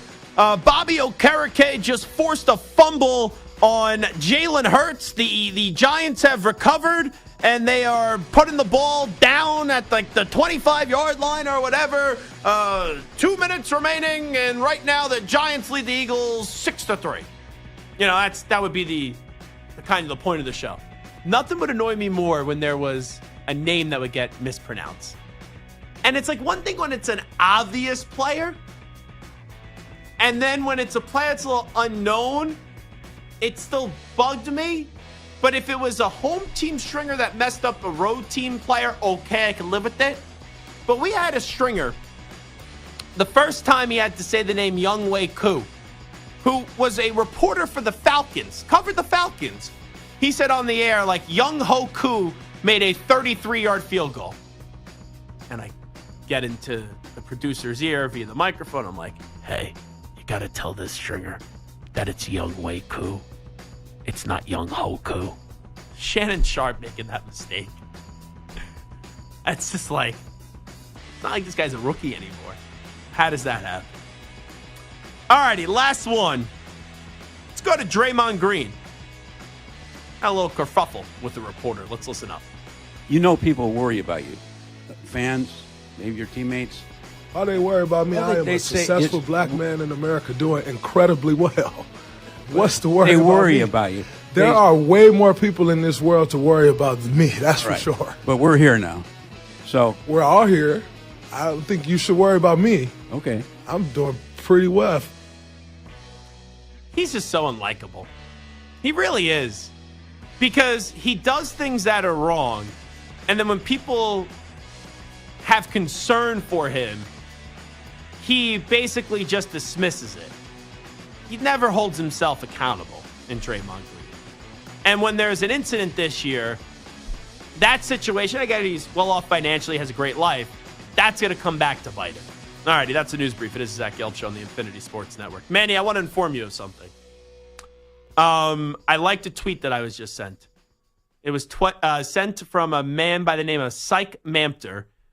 At Moist Mike ISD is the Twitter handle. It's an egg face. Zach Gelb, ... Hey, your producer, Manny Rodriguez, is a bum. So I ended up liking that. True story. You're a bum? That's what I hear. I don't know how many bums that are dressed in a baby blue sweatshirt and also a bomber. All righty. We got a final. Detroit, they hold on. They take care of business up against the Houston Astros 3-1. You're not offended that I just gave that news? Offended? Yeah. I'm offended that you said that the Tigers won a game. Oh, I thought I heard a noise from you. It was wow. Oh, wow. That they got out of it, and your Dan Alvarez hit that on the screws. Gotcha. I thought that was like, wow, Gelb just took away from my update, which I'm like, that would not be like you. Yeah. Well, there's some people around here that if I gave that piece of news, they would be very annoyed with me. Just some. You take that up with them. I can't speak for others. You're a Yankees fan, obviously. Correct. You wear this Yankees hat every day. Correct. The YouTube chat loves your Yankees hat. Loves it. Oh, yeah. Do you want to see the Astros, or are you at a point where you know that the Astros, even though they don't have their best team this year, they own you guys? So it's like, hey, even with that being said, and it would be fun to beat the Astros, I'm more than fine with them going home to the Tigers. Arrogance is not something that any Yankee fan should have. Okay. So the idea that you're worried about who you could possibly see in the ALCS, worry about getting through whoever comes out of that Oriole-Royal series. Okay. Because the Yankees have enough issues. This is not 1999 Where I was arrogant enough then to be like, I don't know, I want to see something different. No. All right. So Manny Rodriguez, because I think I knew how you were going to answer that. I'm just going to try to throw a dart on a board here, and I think I'm going to hit a bullseye. Manny, because I know what kind of sports fan you are. Yeah. I feel like you like to celebrate other teams losing more than your team's winning. You should have heard the yelp I just gave out watching that final out over here. Bingo. You are afraid of the Astros, and you are rooting as hard as possible for the Astros to go down here. Yeah. Thank you. I just wanted to, because sometimes, and that's not a bad thing. No, that's understandable. I'm not crushing it. Question: Isn't that how the 2000 Mets got to the World Series, by avoiding the Braves? But I'm not like sitting here saying, like, for example, in my lifetime, the Patriots. There was a year, I think it was when the Colts played the Broncos in a divisional round, and the Patriots were waiting the AFC Championship game. Maybe it was they were waiting divisional round. I forget which it was, but there was a chance we were going to see Brady Manning again. And I wanted to see that. Even though it would have been easier to go up against the Colts with Andrew Luck, who was like a rookie or a second-year quarterback at that time. So I don't sit there and say, oh, I hate this team so much that I need to see them lose, so I can't do it. I mean, listen, if the Yankees and the Astros end up meeting in the playoffs, great, whatever. I'll suffer through it, but I would rather them not play the Astros. Here's why. I'm not saying what you're doing is wrong. I just know that you are someone that you will throw a parade on social media if the Astros lose. That's right. Thank you. Yeah, I'm just saying. I'm glad you're admitting it, because sometimes I call you out for some things you do, and you'll be like, no, that's a lie. No.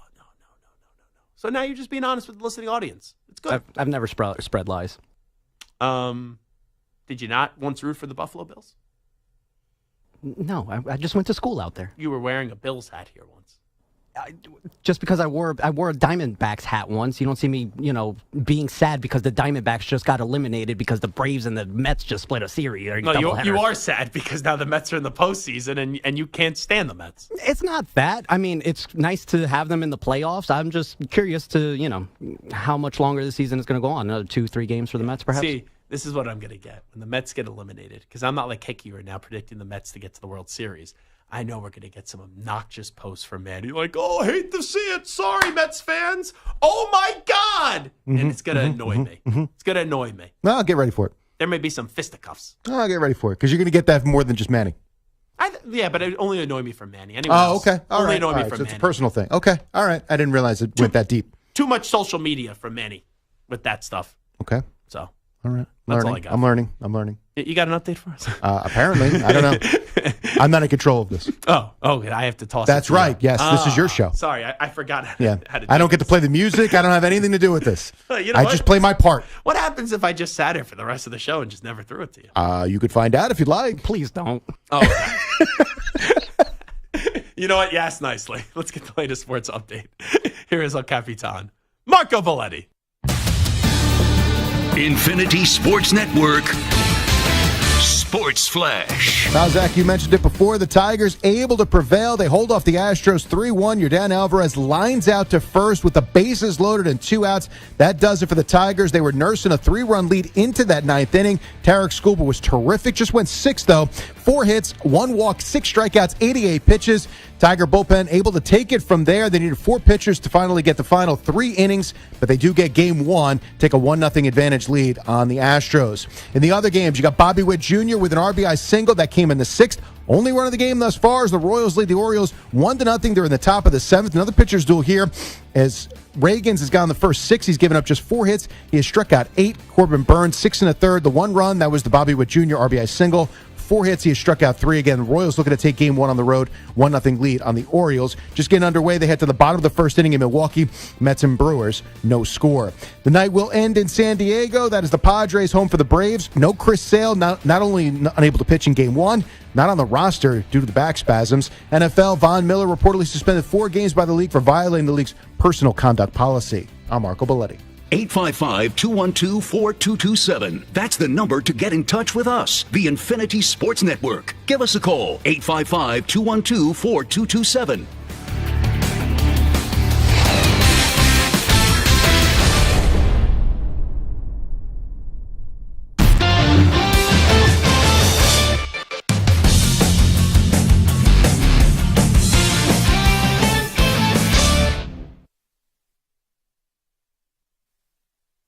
You're in a 5-minute break.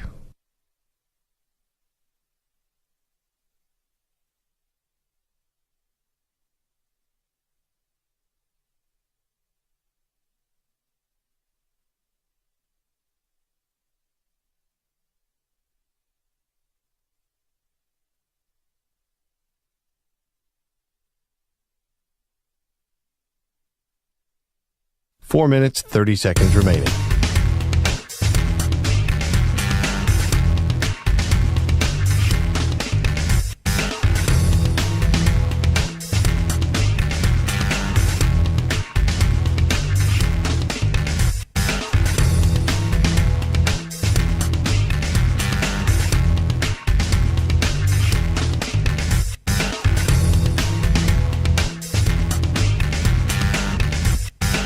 Four minutes remaining.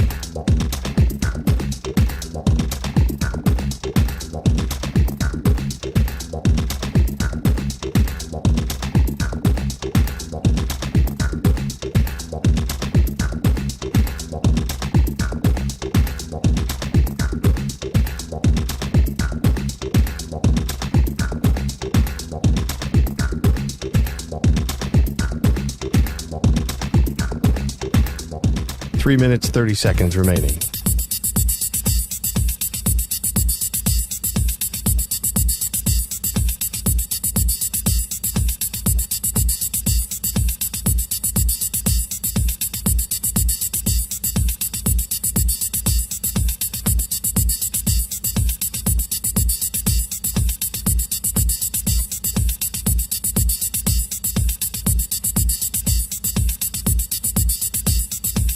Three minutes remaining.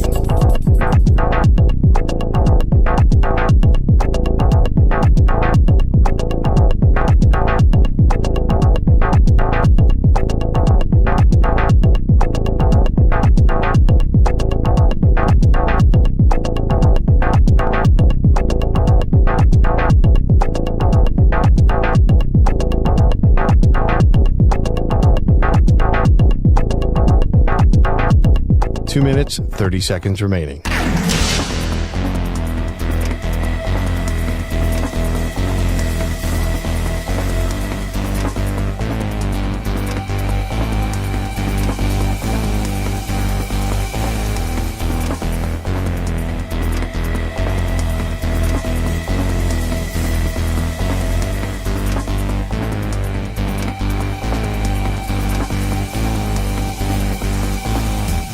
Two minutes remaining.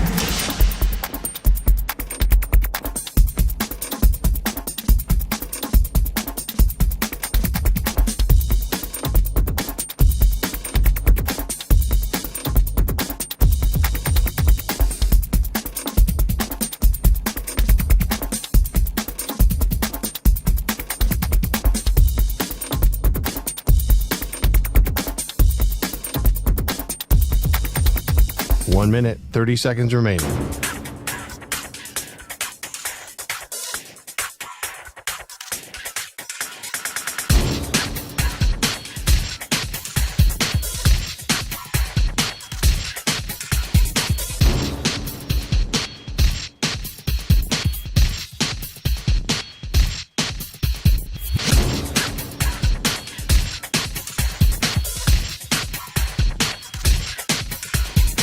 One minute remaining.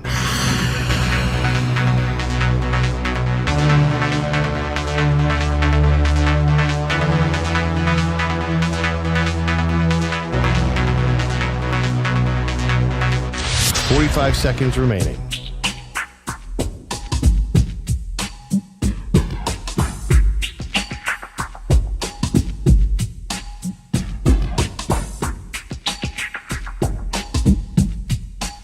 Seconds remaining.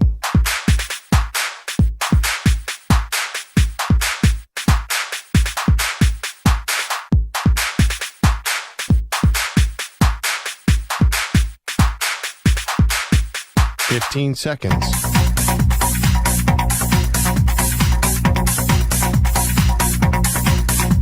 Break ends in 5 seconds.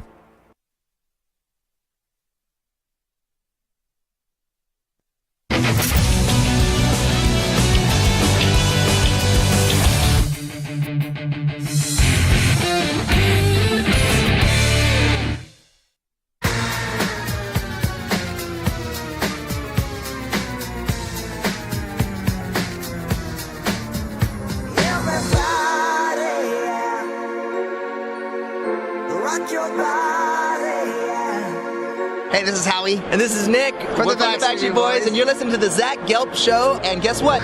Zach is back. All right. He's live. He's nationwide. This is the Zach Gelb Show. Oh my God, we're back again. It is Zach Gelb Show on the Infinity Sports Network. The Mets are already down 1-0 to the Brewers in the bottom of the first. The Mets have not registered an out yet. It is 1-0, and they have runners on first and second. Yikes. And Hickey, right before this game started, tweets this out. The Mets are winning the World Series. The season has been magical. Grimace OMG yesterday's comeback. You think all of those things happen just to result in a wild card exit? Hell no. This is the year. Sometimes sports resembles a movie. This is one of those times. Oh my God. It's a good job, Manny. It's a good job. I don't know about you, Manny. And you're like a crazy sports fan. I'm a crazy sports fan. I don't think there's a crazier sports fan, though, in our office than Hickey.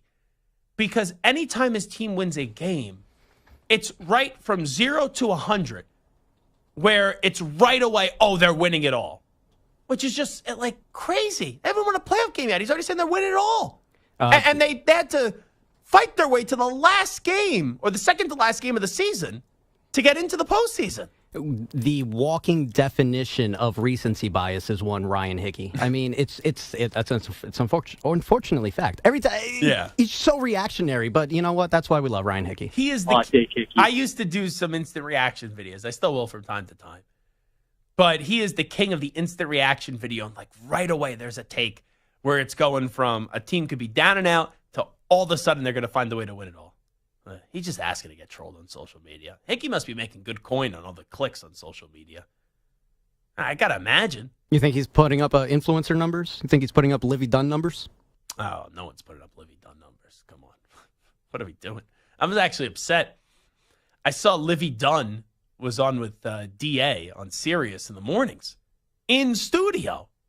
How the heck did we not book Livy Dunn in studio? Well, she was in New York because the Pirates finished the regular season against the Yankees. Yeah, she was here though like a week or two before. She was doing some promotional thing with Flau'jae Johnson, also the former. I don't know if she's still a part of the LSU program or not, or former, but the former, maybe current LSU Tigers basketball player. Anyway, real quickly, Manny, because I just want to try something. You have an inane ability and a unique ability to name any stadium in the country, right? Sure. I think you can. Like baseball, too? Yeah. Baseball? American Family Field is where the Mets are playing right now. Oh, wow. It's not Miller Park? No, not anymore. Not since sometime in the 2020s, if I'm not mistaken. Okay, so you're really good at this. For the four major sports, I'd say I'm okay with it. Like, I had a friend growing up as a kid who could name any president. Like, he would say, third president. You have the answer. John Quincy Adams. And he would also be able to get the vice president, too. Like, sick. So, Orioles. Let's go through the games today. Oriole Park at Camden Yards. Wow, I just know it's Camden Yards. It's Oriole Park at Camden Yards. Brewers, one more time? American Family Field. Okay. Let's do Slam Diego. Braves and Padres. That'd be Petco Park. Yep. And then, I think this one is easy. What about your favorite baseball team, the Astros? Where do they play? They just lost to the Tigers, by the way. That'd be the Juice Box, Minute Maid Park. That'd be correct. Yeah. Is there one you ever got stumped on? Let me tell you, the 6 Canadian hockey teams, especially when we start getting towards Calgary and Vancouver, that's when I start to get tripped up. Okay, I was going to say, if you couldn't get Montreal, the Canadians, I'll be like, that'd you're be the Bell fraud. Center. Yeah. Where do the Kansas City Royals play? Kansas City Royals, Kaufman, the K. Okay, yeah, pretty good. And also, if you got any of these wrong, unless if I knew them, I can't really call you out on it, too. Oh, you don't have a Wikipedia page right in front of you, like how I spended my nights in college? The answers are in the computer. You ever see Zoolander? You've never seen Zoolander? I think I have. So that means you haven't seen Oh, my God. I can't remember it. Zoolander came out a couple of years ago, over a decade ago now, right? A couple of years ago. I don't remember what happened 2 days ago. You want me to remember movies from a decade ago? The answers are in the computer! And he smashes the computer expecting the answers to pop out of the computer. But then he broke the computer where the answers are. Movie came out in 2001. I was 4 years old. Okay. I was born in 1994. I've seen the movie. Damn, you're old. How old are you? 27. All right, that's the Zach Gelb Show on the Infinity Sports Network. Did the Mets just walk someone in or hit someone? It's now 2-0 Brewers? Disgraceful. Big thanks to Ashton Jeanty for joining us. I love that conversation with him. If you missed it, you could use the rewind function on the Odyssey app to check it out at 3:20 p.m. Eastern Time. We also have it up on our YouTube page as well. And you could also check my Twitter page at Zach Gelb, ZACHGELB. And we'll also be posting a few excerpts from that on Instagram as well. So always enjoy when we get to talk some Boise State football and we get to talk to someone who, man, through 4 games, it is tough to see someone playing better in college football than him. Jalen Milroe is in that conversation. Travis Hunter in that conversation as well. But 82 carries, 845 yards, and 13 touchdowns so far for Ashton Jeanty, and he was phenomenal. It was wild. I was like thinking about guys that he reminds me of, and I had Alvin Kamara, Marshawn Lynch, and Derrick Henry. When I asked him that question, he said he models his game after Alvin Kamara and also Marshawn Lynch. Big thanks to Manny Rodriguez. Big thanks to Moist Mike. Big thanks to El Capitan, Marco Belletti, and also each and every one of you. I am off tomorrow, but I will be back on Thursday. I need to take a day tomorrow, but I am back on Thursday and Friday. We'll get you covered for the rest of the week at 3 p.m. Eastern, noon Pacific. I'm out. Bye-bye. Peace.